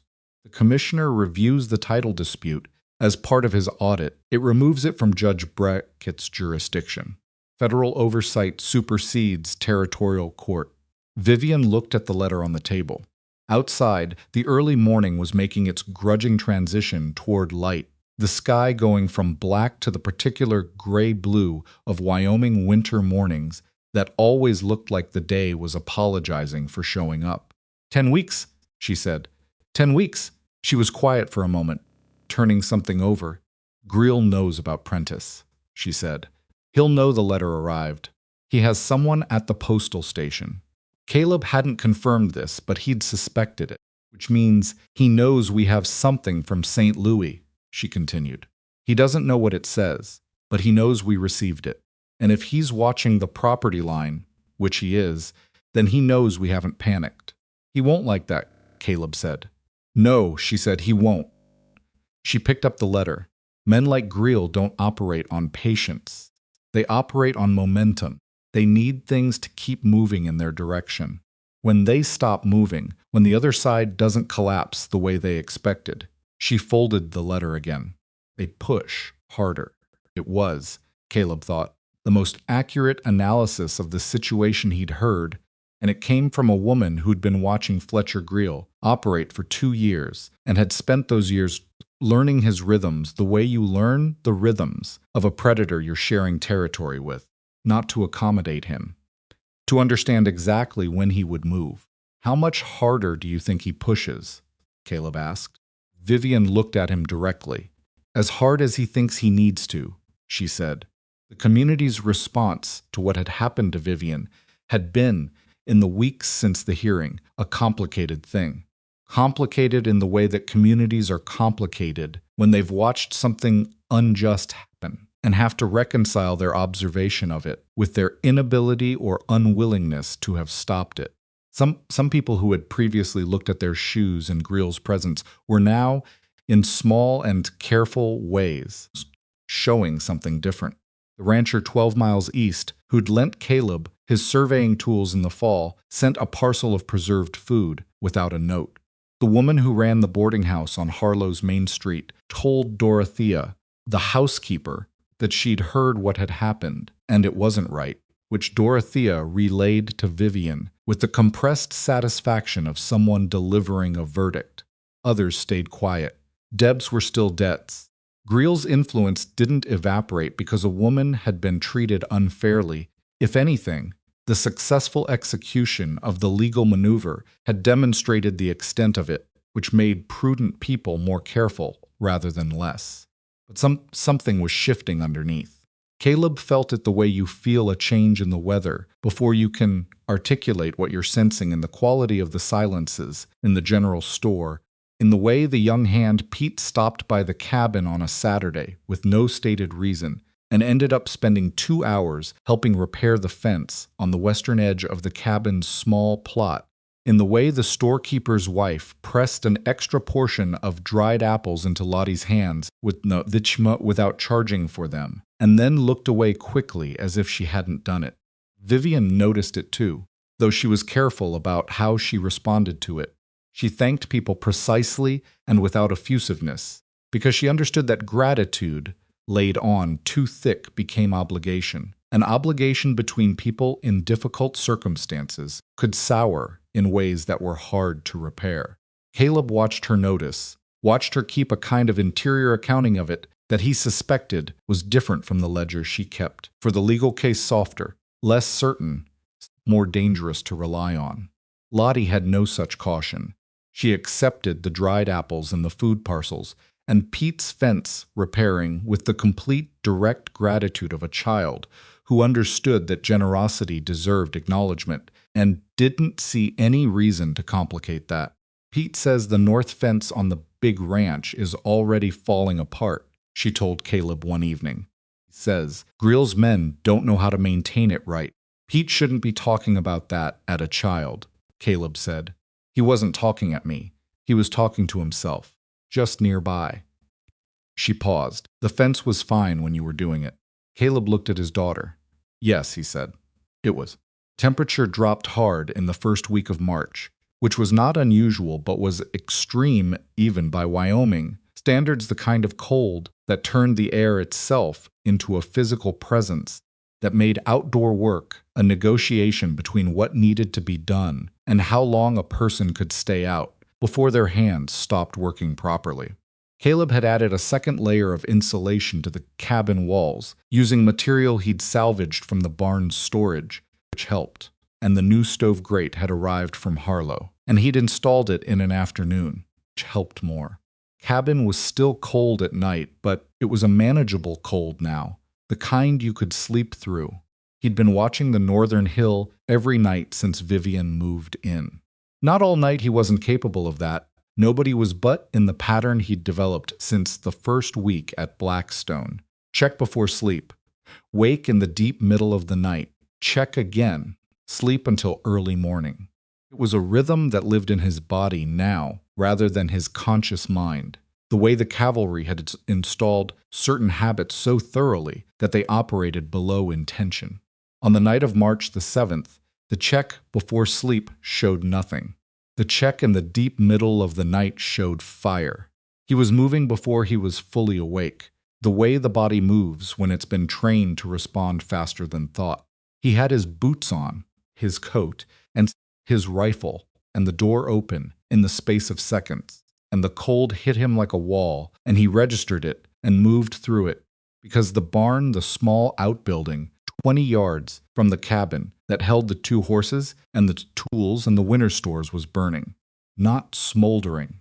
Burning. The roof had already caught, and the light it threw across the snow was the orange-yellow of something that had been going long enough to mean someone had wanted it to be well established before it was noticed. He did not run toward the barn.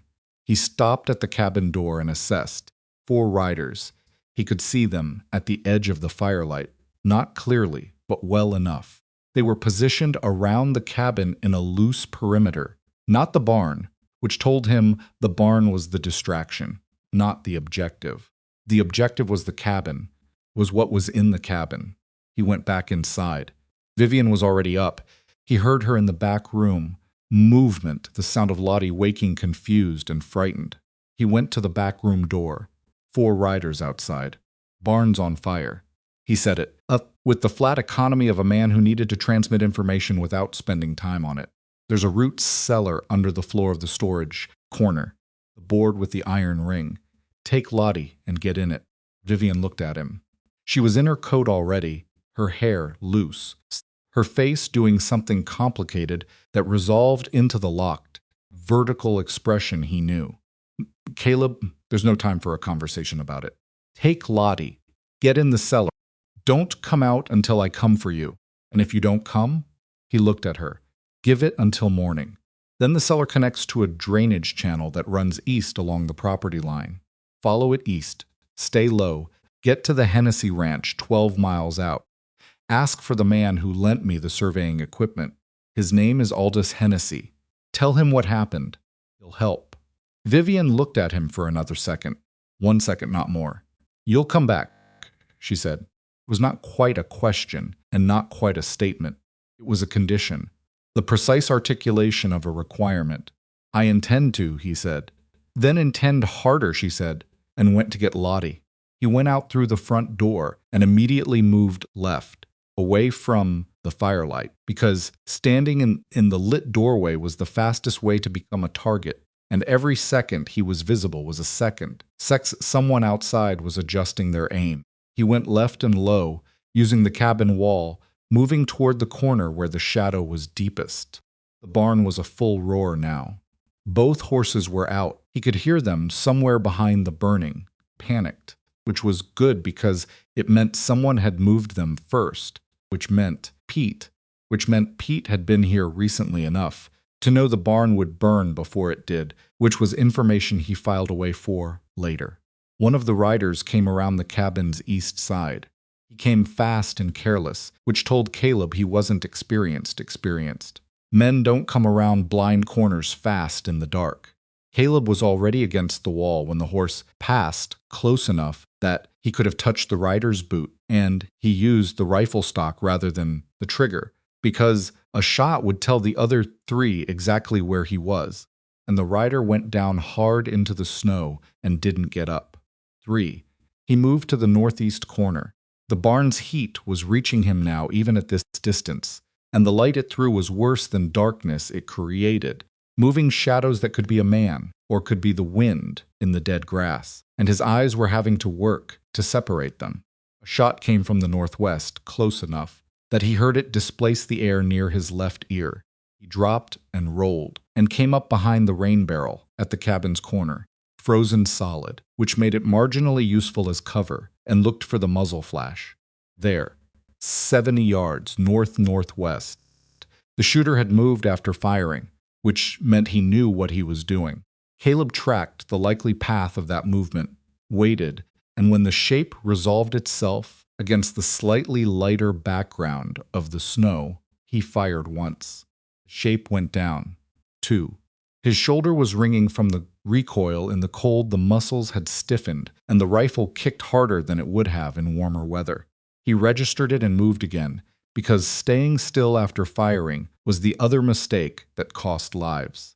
The third rider came from the south on horseback, moving fast, and Caleb had about 2 seconds to decide whether this was a charge or a retreat, and he read it wrong. He thought retreat, dropped to one knee to present a smaller target, and the rider wasn't retreating. He was coming straight, and the angle was bad. The shot caught Caleb in the left shoulder, not center off to the side, through the meat of the upper arm where it connected to the shoulder joint, the kind of wound that stopped the arm from working and hurt with an immediate, blinding specificity that was nothing like the vague ache of lesser injuries. He went down sideways into the snow, and the rifle fell from his hands, and he had the very clear thought, in the second before anything else, get the rifle back. He got it back. Left-handed, which was not his strong hand, dragging it toward him through the snow while the rider wheeled around for a second pass. Arm was not cooperating. The shoulder was a radiating disaster that was doing its best to override everything else, and he let it do what it was going to do and kept his attention on the rider. The rider came back. Caleb fired left-handed, which was bad shooting. The shot went wide, and the rider knew it and kept coming, and at the last moment Caleb rolled hard to the right, and the horse's hooves came down in the snow where he'd been, and the rider overshot and had to bring the horse around, and in that turning radius, Caleb had 3 seconds, and he used them. The second shot was better. The rider came off the horse and hit the ground and didn't move. 1. The fourth rider was gone. Caleb lay in the snow and heard the hooves going away north, fast, not stopping, and listened until he couldn't hear them anymore. And then he lay there, a moment, longer because the shoulder was telling him very loudly that it had opinions about what had just happened, and he needed to hear them out before he stood up. The barn was nearly down. The roof had collapsed in a cascade of sparks that lit the snow in orange for 50 yards in every direction, and the walls were following, and in 20 minutes there would be nothing left but the foundation stones and ash. He stood up. The left arm was hanging wrong, and he didn't look at it, because looking at it would make it worse in the way that certain kinds of information make things worse. And right now, what mattered was getting to the cellar. He got to the door, got it open, called down, "Vivian." Pause that lasted long enough to be its own kind of agony. Then Caleb. Her voice, clear, steady, present. He sat down on the floor because he had made a decision about the situation, and he respected it. She came up through the cellar with Lottie. Behind her, the rabbit, in Lottie's arms, both of them bringing the cold underground air with them.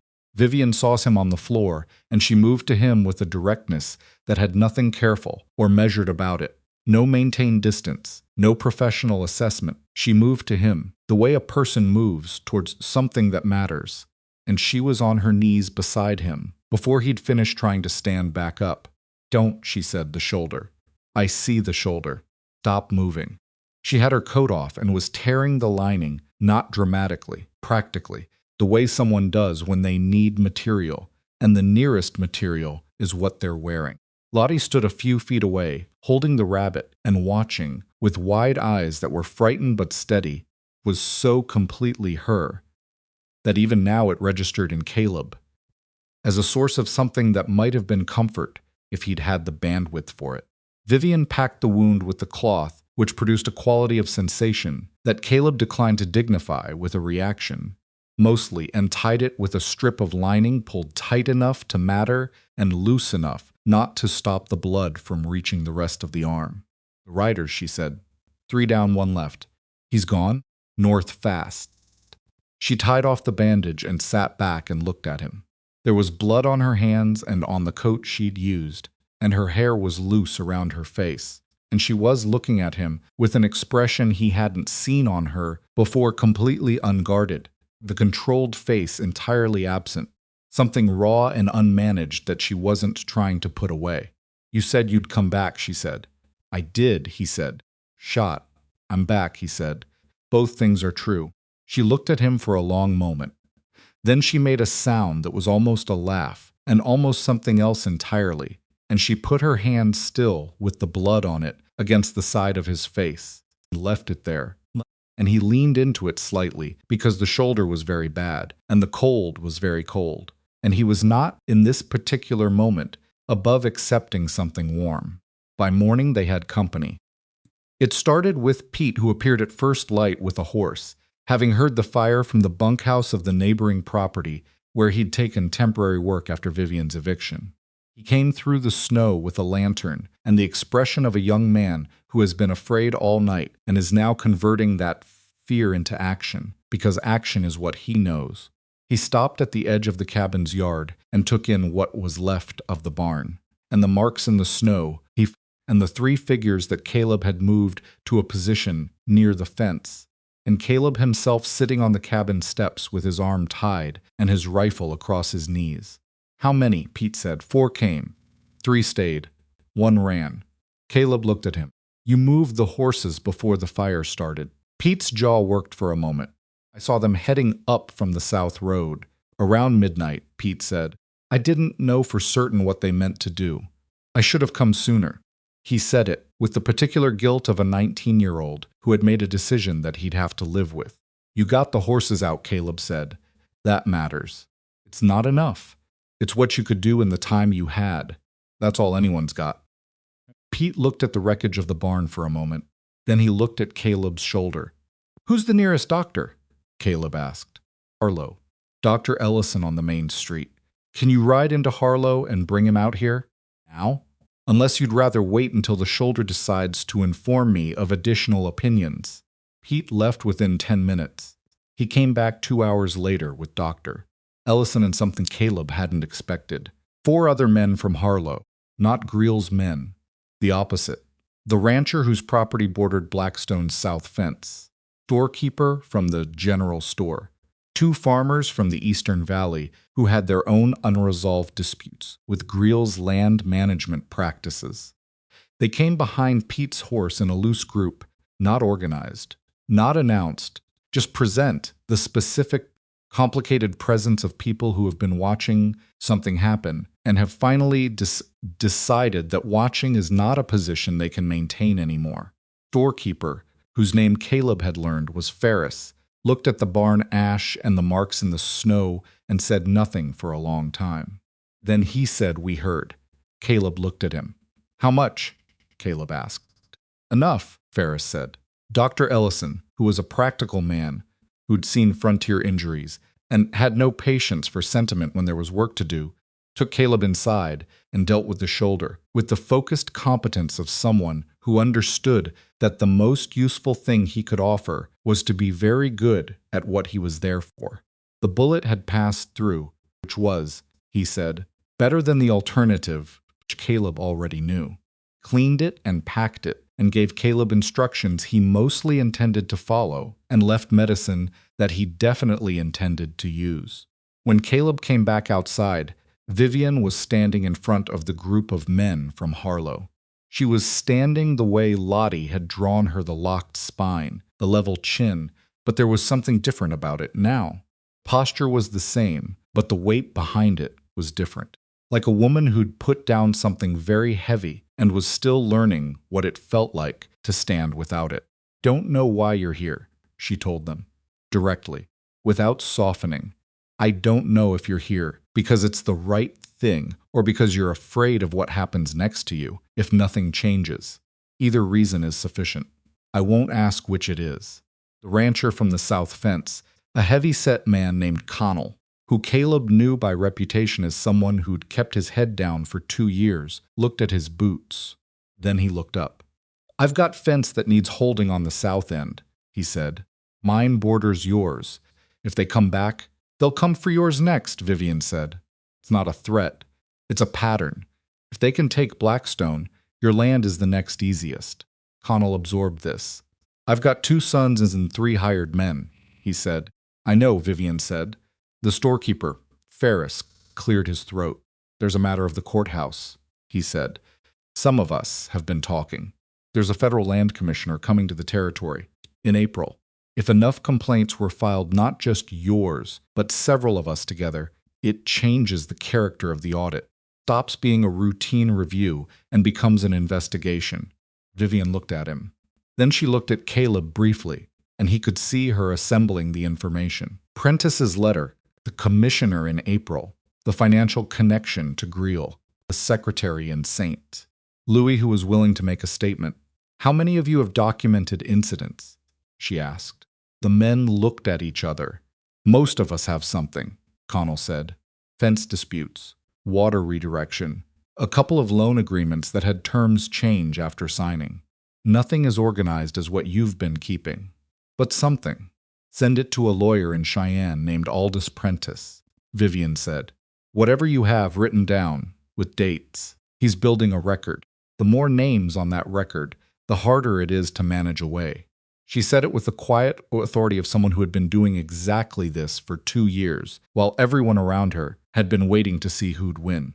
Not with bitterness, she was past bitterness, or maybe had never quite gotten to it, because bitterness required spending energy on what had been done to you, rather than what you were going to do about it. She was squarely in the second category. That afternoon, Caleb sat on the cabin steps with his arm in a sling, watching a group of men he didn't fully know rebuild the framework of what had been the barn. They worked without being organized, which meant they argued about the right way to do things, and occasionally did them wrong and had to redo them, and it was slow and imperfect and absolutely real. Lottie brought him a cup of coffee, which she'd made herself under Vivian's supervision, and sat beside him on the step. "Arm's going to be better," she said. "Yes," he said. "Dr. Ellison said it might hurt for a while, though. It already does." She considered this. "Does it hurt as much as when Mama was sick?" she asked. He looked at her. The questions always landed directly, without apology, in the exact center of something he'd have preferred to approach from the side. "No," he said. "Different kind of hurt." She seemed to find this satisfactory. She leaned against his good arm, the rabbit under hers, and watched the men work on the barn frame. "Mrs. Ashford cried last night," Lottie said. "In the cellar. She thought I didn't notice, but I did." Caleb was quiet. "I didn't say anything," Lottie said. "Because sometimes you don't want someone to say something when you're crying. You just want to not be alone." He looked at his daughter, who was 6 years old and had figured out something that most adults spent decades getting wrong. "That's right," he said. "So I just stayed close," she said. Vivian came out of the cabin with her coat and stood in the yard looking at the barn's reconstruction, and the men from town who were doing it, and the landscape that had been entirely hers for 22 years, and was now the subject of legal dispute and physical attack, and, tentatively, communal defense. Her face had the complicated quality of someone calculating odds, not odds of winning. Exactly. But odds of something surviving this that was worth surviving. She looked at Caleb on the step, and at Lottie pressed against his good side. She didn't say anything. But the look had something in it that was different from every other look in the months since he'd arrived at that iron gate with nothing. And he received it the way you receive something that doesn't have a name yet, but that you know you'll need a name for eventually. Connell's sons brought lumber on a wagon just before dark. Ferris came back with his wife, who brought food enough for twice as many people as were there. Pete worked until his hands were too cold to hold a hammer, and then he worked a while longer. The frame of the barn went up in the last gray light of the afternoon, rough and unfinished but standing, and when the men stepped back to look at it, there was a silence that had a specific texture, not satisfaction, not yet, but the quality of people who have put their weight behind something together and discovered that the thing held. Greatest battle was still in Prentice's letters and the federal commissioner's schedule and a dead minister's forged signature and a woman in St. Louis who was willing to say what she knew. But tonight, in the two-room cabin, with the new stove grate and the patched walls, with the quilt nearly finished on its frame, and the coffee Lottie had made going cold on the step beside him, Caleb Rourke looked at what a single night had produced in the people around him and understood that the thing Greil had set out to break had not broken. It had, in some way he couldn't fully articulate and didn't need to, just become harder to break than it had ever been before. The rider who had fled north on the night of the fire made it back to Harlow before dawn, which Caleb knew because Pete heard about it from the livery stable hand. The following morning, a horse brought in, blown and lathered, at 4 a.m, rider unsteady on his feet, went directly to Greil's house and didn't come out until midday. Whatever conversation happened inside that house, nobody reported it. But the men on the northern hill didn't come back, and the property line stayed quiet, and Caleb read the absence of pressure, the way you read any sudden stillness in a situation that had been loud, not as safety, but as a change in strategy.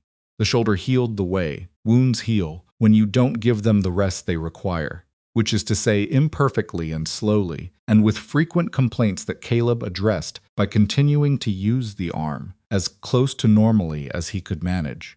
Dr. Ellison came back out once, pronounced the healing adequate, if not ideal, and left more medicine with instructions that Caleb followed more carefully than the first set, because Vivian was keeping track. She had a way of keeping track of things that didn't announce itself. She didn't hover.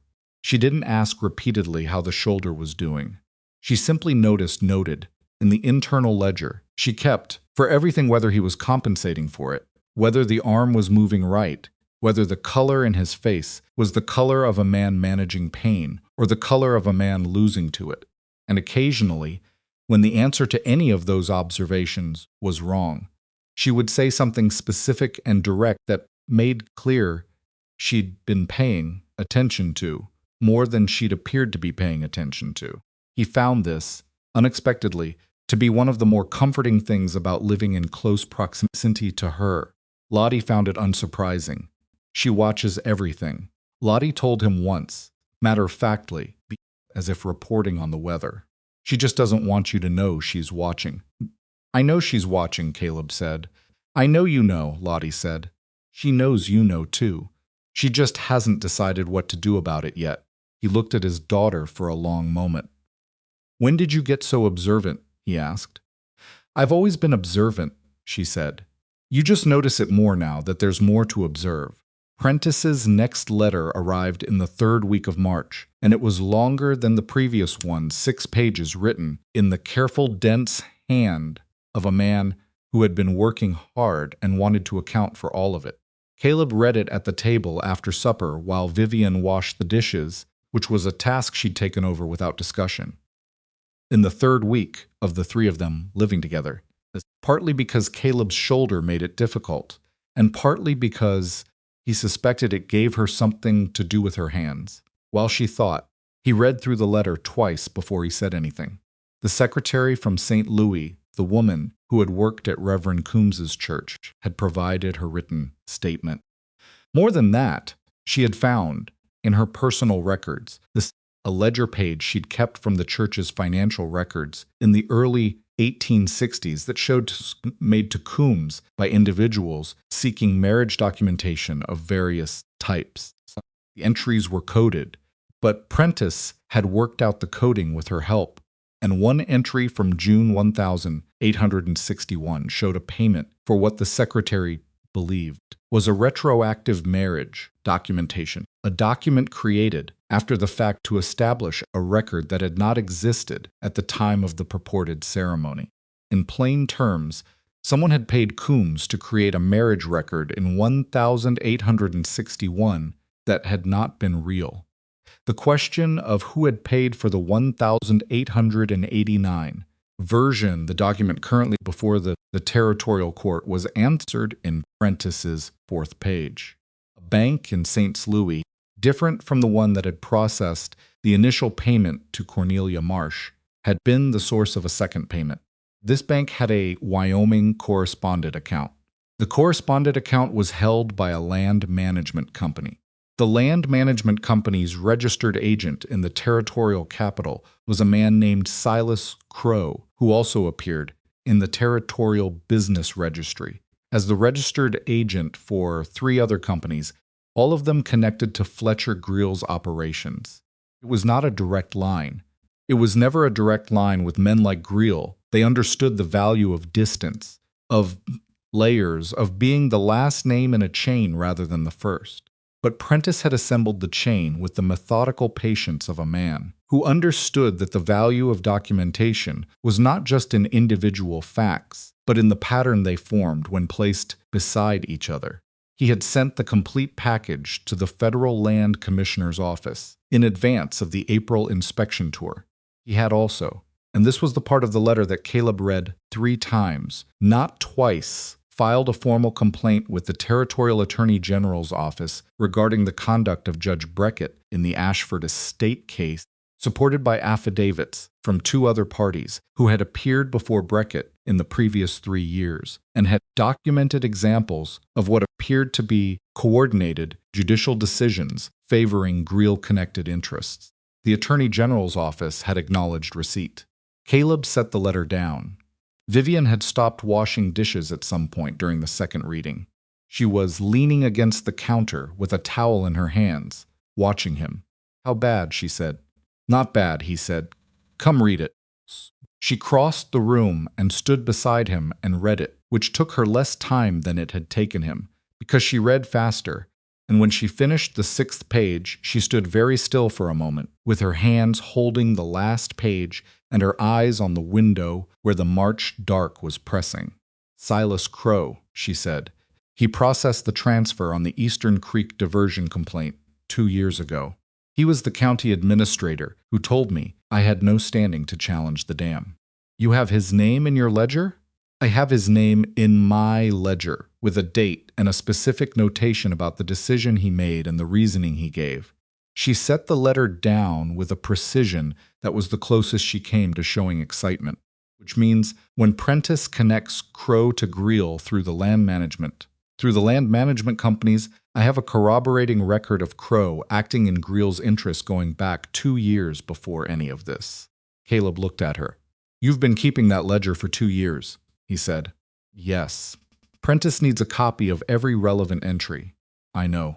She was already moving toward the corner, where she'd stacked her papers when she moved in, the neat pile that had traveled from the mansion to the cabin in 3 bags and had never been out of arm's reach. "I'll write them out tonight."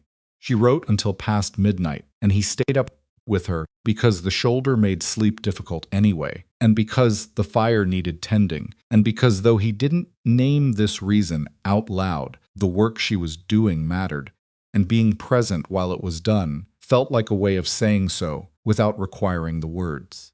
Lottie slept through all of it, the rabbit tucked under one arm, the drawing paper she'd been working on before bed still on the table near the quilting frame. Quilt was finished. Vivian had put in the last square 2 days after the night of the fire, when her hands had steadied enough to cut accurately, and she'd told Lottie it was done in the same tone she used to report any completed task matter-of-factly, without ceremony. But Lottie had looked at it for a long time in the way she looked at things she found genuinely moving, with her whole face open and quiet.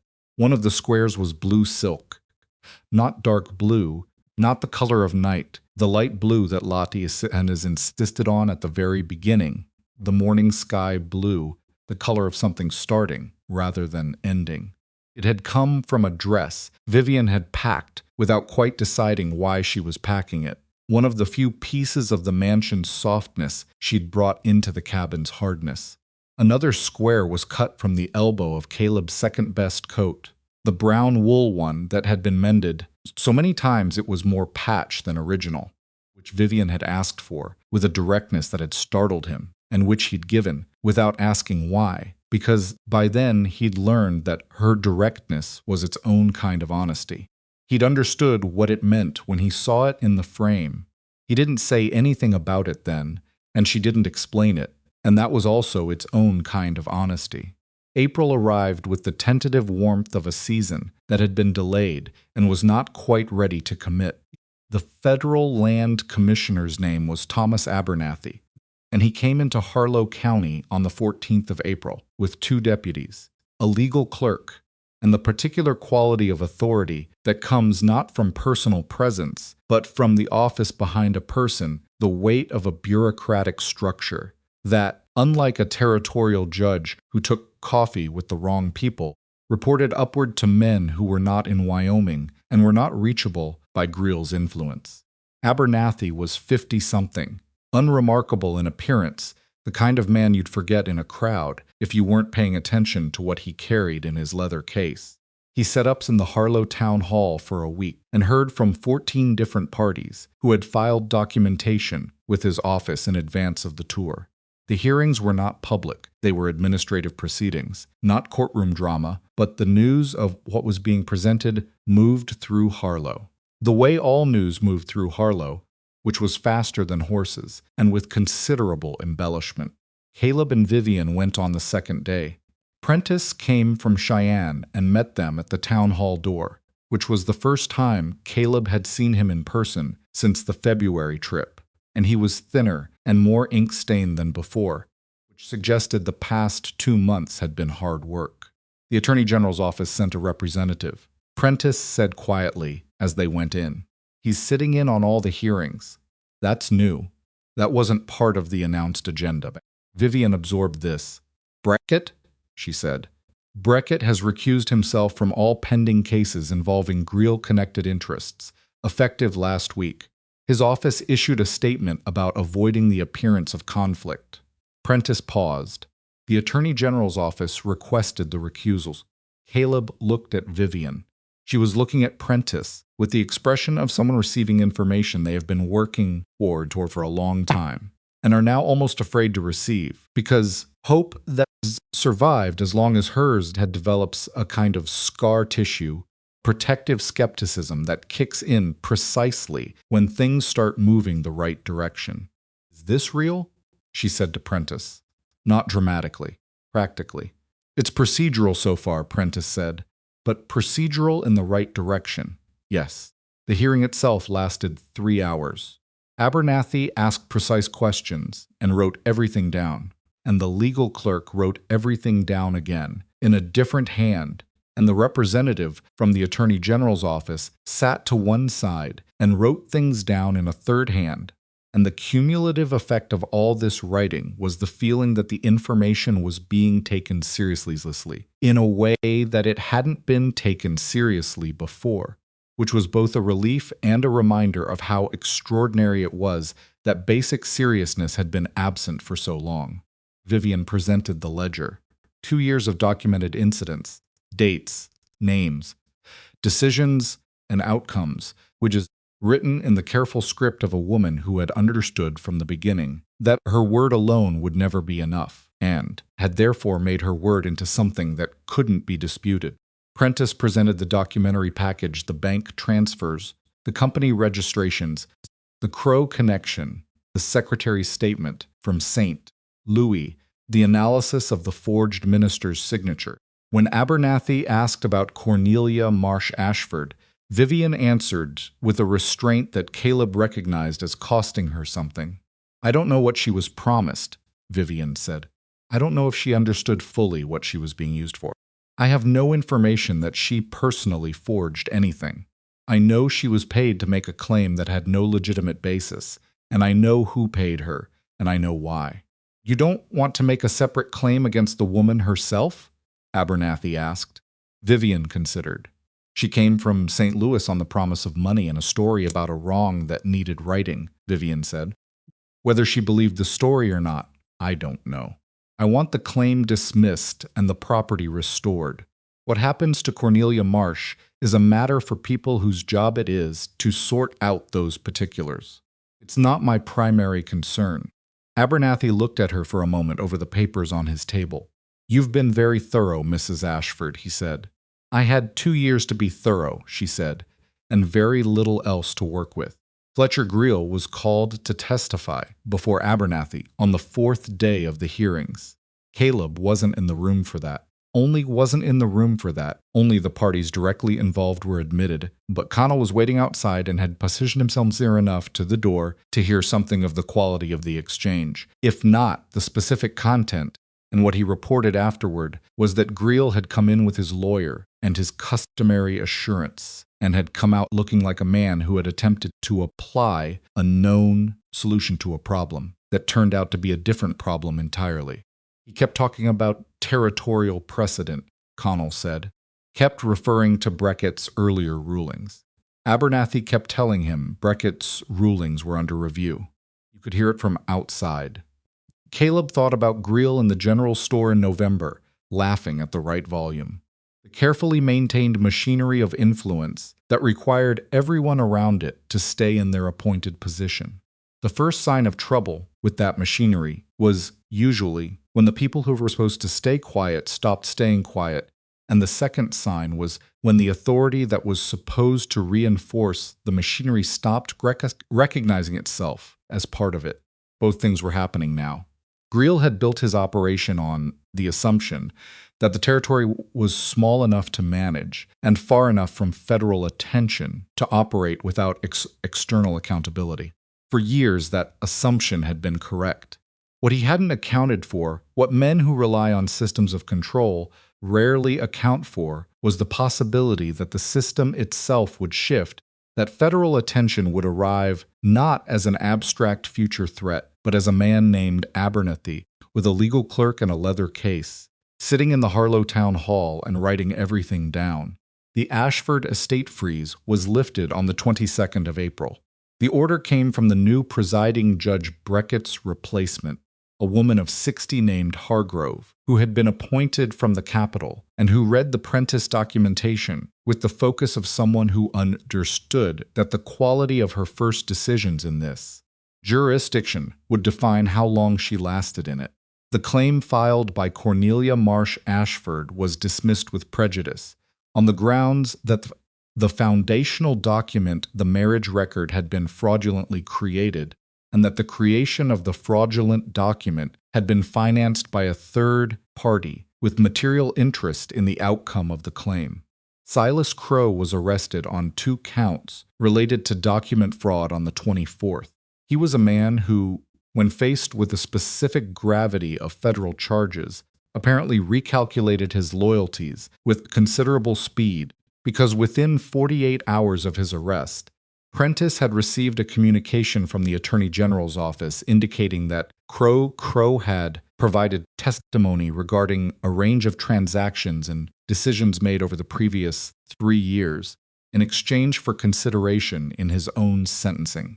Fletcher Greele was indicted on the 7th of May on charges that included conspiracy to defraud, land title manipulation, and financial inducement of a public official, the last charge related to payments that Crow had documented in his testimony. He was not arrested immediately because his lawyer filed papers, and then more papers, and the legal process began the slow churning that it engaged in when people with resources attempted to convert those resources into time. But the indictment was public record, and in Harlow County, where Greele's authority had been a weather system everyone lived inside of without being able to name, the public knowledge of the indictment had an immediate and specific effect. The men who had looked at their shoes in the general store started looking up. Caleb noticed it the first time he went into Harlow after the indictment was posted. Not a dramatic change. Nothing in towns like Harlow changed dramatically, because the people in them had learned that dramatic change was usually paid for by whoever was least equipped to pay. The quality of the silences was different. The way the storekeeper Ferris spoke to customers when Greele's name came up. The way Connell and the farmers from the Eastern Valley talked to each other in the street without the sideways awareness of who might be listening. The machine had been running so long that people had started to mistake it for the landscape. Now that it was visibly breaking down, they were discovering that the landscape underneath it was still there. Prentice came out to the cabin on a Saturday in mid-May to deliver what he called the summary of outcomes, which was the lawyer's way of saying he had news that required a conversation rather than a letter. He sat at the small table where Caleb and Vivian had read his letters for months, and Lottie sat across from him, drawing on her paper and listening in the way she listened to everything completely, without the pretense of not listening. Vivian poured coffee and sat down and waited. "The estate is legally restored," Prentice said. "Title is clear. The mansion and all associated landholdings revert to you unencumbered, as of the judge's order last week. The Eastern Water Rights complaint is separately resolved in your favor. Crow's testimony established that his 2-year-old ruling was made under direction from Greel's office." He opened his case and set 2 documents on the table. "I need your signature on both of these. One is the acknowledgement of the title restoration. The other is the formal withdrawal of the estate freeze." Vivian looked at the documents.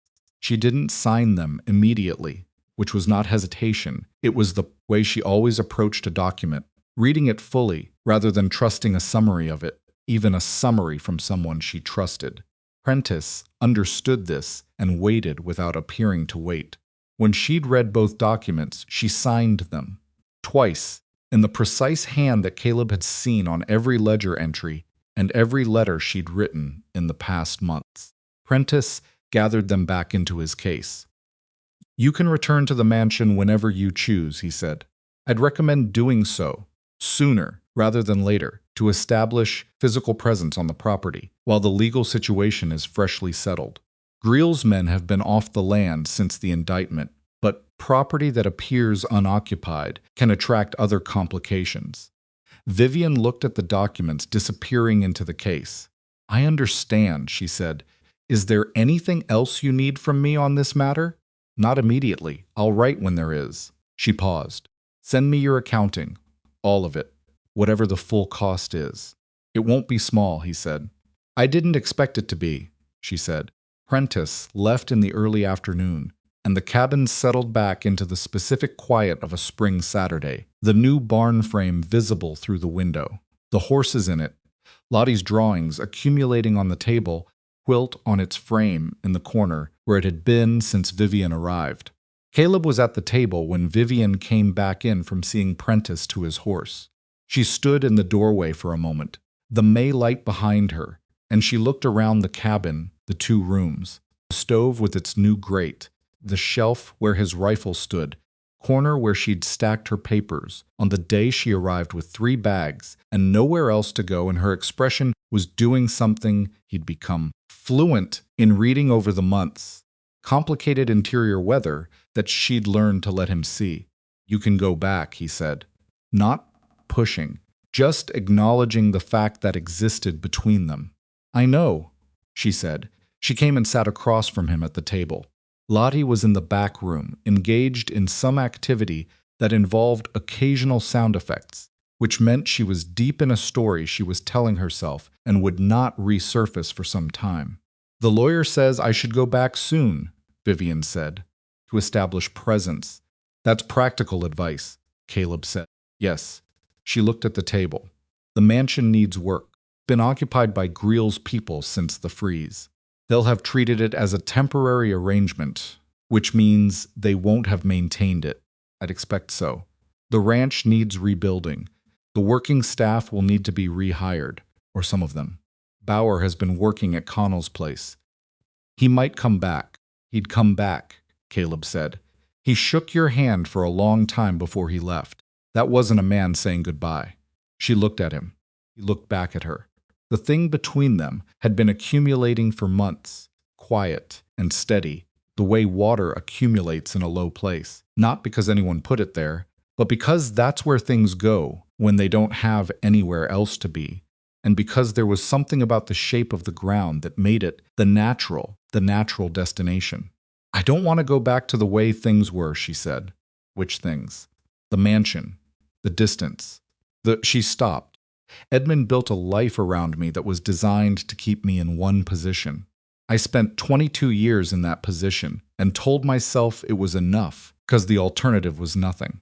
And then you arrived at that gate with your daughter and your patches and your terrible fence repair work. My fence repair work was excellent. Your fence repair work was exceptional, she said, with the precise correction of someone who understood the difference and intended it, and everything I thought I understood about what was enough started being wrong. She put her hands on the table, not reaching for his, just placing them there, visible. I don't want to go back to the mansion and become that woman again, the one who kept everyone at exactly the right distance. You don't have to, he said. I know I don't have to. I'm telling you I don't want to. She looked at him with the directness that had always been her most honest quality. There's a difference. He understood the difference. He'd been living inside that difference since December, since the night he'd crossed 1,200 yards of blizzard to check on a woman who'd survived a difficult marriage and 4 years of isolation and 2 years of systematic pressure and still hadn't bent. The mansion doesn't have to be what it was, he said. Buildings are what you decide to do with them. She was quiet for a moment. I've been thinking about the children, she said. He waited. In this county, and the counties around it, there are families who came here with nothing and are still here with nothing, close to it. The settler's grill was squeezing, the families whose land he was maneuvering toward. They have children who've never had access to proper schooling, and they won't have it, not if they depend on what the territory provides. She was looking at the table, thinking as she talked, which was different from how she usually spoke. Usually she thought first and then spoke, complete. This was rougher, more alive. The mansion is too large for 2 people. It was too large for 2 people when Edmund was alive. 30 rooms and a ballroom that was used 4 times in 22 years. Caleb looked at her. A school, he said. She looked up. Not a school like, she stopped. Not an institution.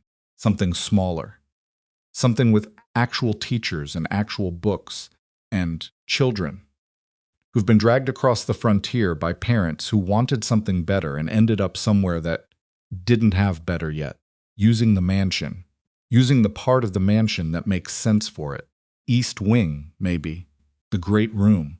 The library, which has books that have been in crates since Edmund bought them and never read. She pressed her mouth together slightly. He bought them to display. I'd prefer they were used. Caleb thought about Lottie, who had learned to read out of a Bible and a mail-order catalog and whatever he could find, and who at 7 years old devoured any text she encountered with a speed and comprehension that still occasionally startled him. He thought about Pete, who was 19, and had told him once, without self-pity, that he'd been working since he was 11, and had never been inside a schoolroom. You've been thinking about this for a while, he said. Since the cabin, she said. Since I was here with nothing. And it turned out that nothing was clarifying. She said the word carefully, like she was testing whether it was the right one. I understood things in this cabin that I couldn't understand in 40 rooms of silk and imported furniture. Not because poverty is instructive, it's not on its own, but because the things that mattered here were so obvious. They didn't need decoration. He looked at her hands on the table, the ledger coluses on the right one, the small scar on the left from the quilt scissors in December. Lottie needs a proper school, he said. Vivian looked at him with an expression that was almost amusement. Yes, she said. She does. She also needs a woman in her life who doesn't constantly correct her quilt cutting and then admit she was right. She learns more from the correction than she would from you. Letting it go, he said. I know, Vivian said. I learn more from her than I admit. The back room had gone quiet. Either Lottie had finished her story or she was listening, and with Lottie there was no reliable way to know which. I'm not going back to that house to be alone in it, Vivian said. The sentence sat between them, plain and complete. Caleb looked at her for a long moment. At the iron gray hair and the straight spine and the face that had been learning, over 8 months, how to be less defended. The woman who had chosen to stay when staying was the harder thing, and had stayed in a 2-room cabin and had cut quilt squares and cooked over a small stove and washed clothes by hand, and had cried in a root cellar in the dark and not let anyone see it except a 6-year-old who was wise enough to simply stay close. "You won't be," he said. She nodded once, the small nod, the one that meant something too important to risk with more words. They moved to the mansion in the last week of May, which required more work than moving out had, because Greel's men had occupied it without care and left it without apology. 3 rooms had damaged floors from equipment that had been dragged across them. The kitchen was in a state that Dorothea, when she came back to assess it, addressed with a silence more devastating than anything she might have said. 2 windows in the east wing were broken. None of it was unfixable.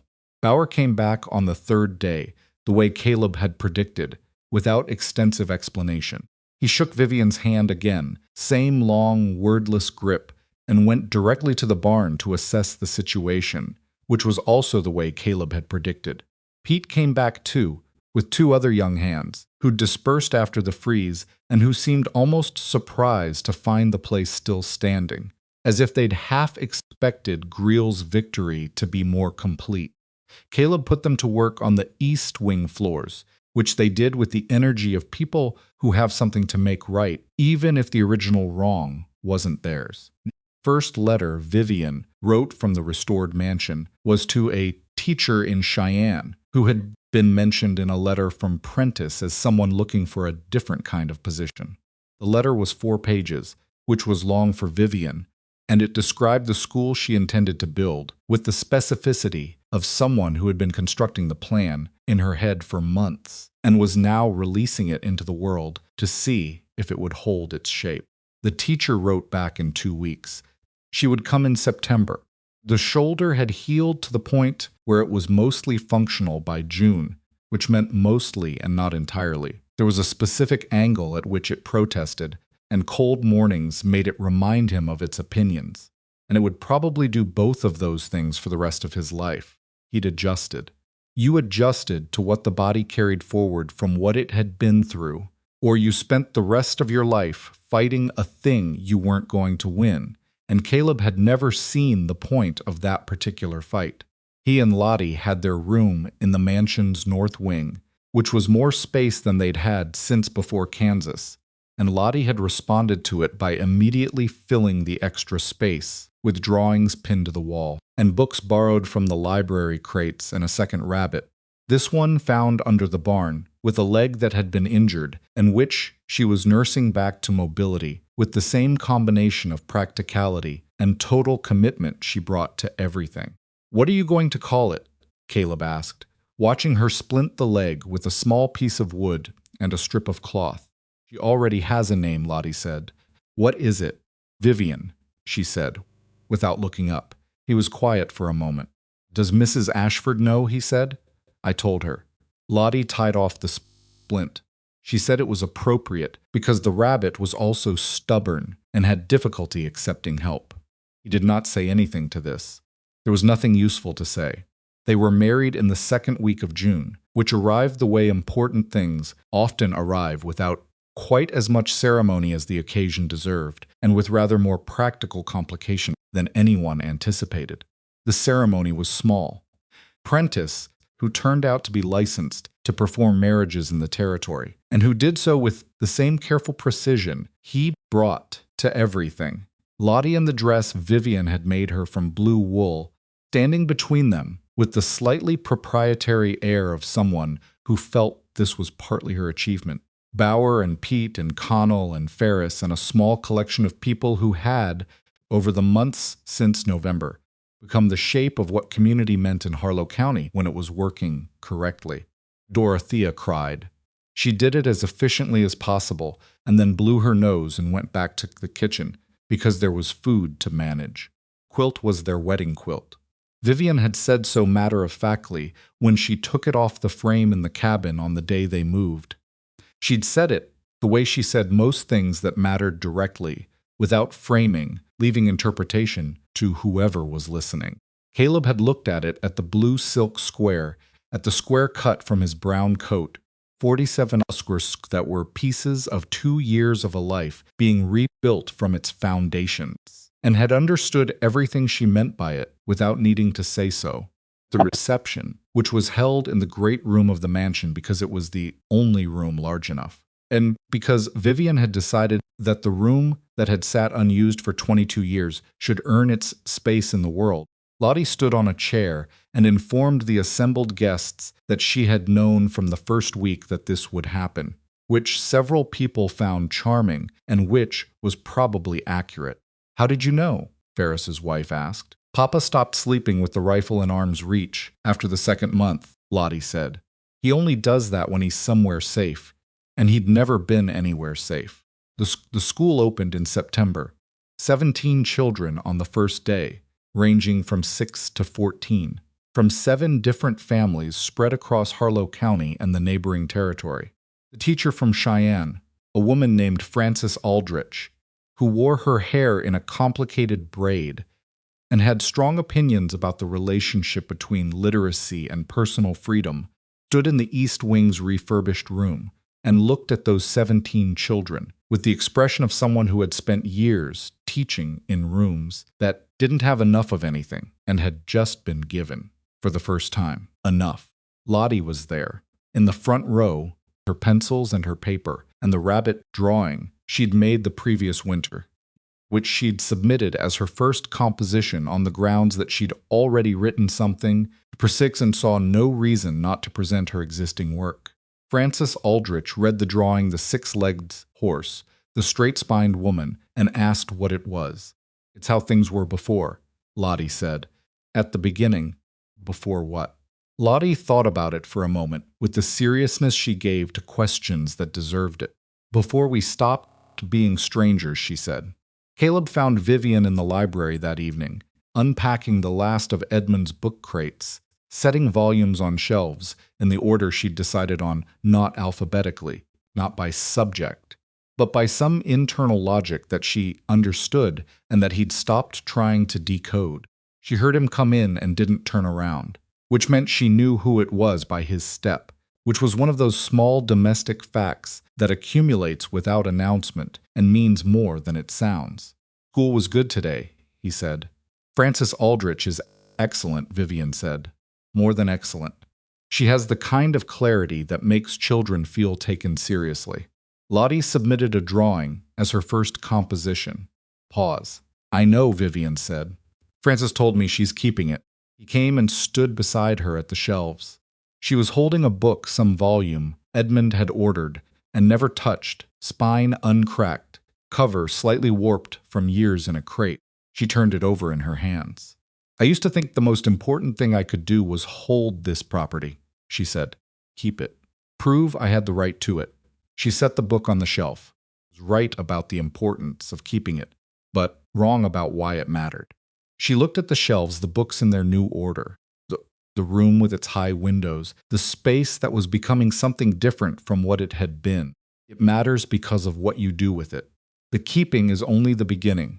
He stood beside her and thought about what she'd just said and about all the things that had accumulated to produce this specific evening, the gate in November, the letters, the blizzard, the root cellar, and the forged minister's signature, cracked stove grate, the barn that burned and was rebuilt in one day by people who'd decided they'd been watching long enough. He thought about what home was. Not the mansion, not the cabin, not the border of any property with its legal title and its surveyed lines. Not even the people, exactly, though the people were the closest thing to an accurate answer. Home was the decision to stay, not because staying was easy, or safe, or sensible by any calculation that a rational person would make without knowing these specific people in this specific place. Because some things that matter can only be built in the place where you choose not to leave. And because choosing not to leave over and over says through the blizzards and the forged documents and the burning barns and the nights when everything outside the window was dark and cold, and the only warmth was the fire inside, was the longest and most honest way of saying that the thing you were building was real, that the people you were refusing to abandon were yours. You were theirs. Vivian put her hand in his, not the back of her hand against his face, like the night of the fire, but her hand in his hand, her fingers through his fingers. The full, deliberate contact of someone who has decided something permanently. Outside, the Wyoming summer evening was doing what it did when it wasn't trying to kill you, which was being so vast and open and quietly extraordinary that you understood why people kept coming here despite everything. The sky had gone that particular deep blue that preceded the stars, the blue that Lottie had been right about from the beginning, not the blue of night, not cold, but the color of something arriving. Somewhere in the East Wing, 17 children's worth of learning was still in the air. Somewhere in the North Wing, a rabbit named Vivian was sleeping on a bed it had not been authorized to sleep on. And in the library, among Edmund's finally opened books, and the shelves Vivian was filling, with a logic that was entirely her own, a man who had arrived with nothing, and a woman who had nearly lost everything, stood together in the quiet, holding on, and the holding was not desperate, and not tentative, and not the kind that required explanation. It was simply what people do when they have found the thing worth holding.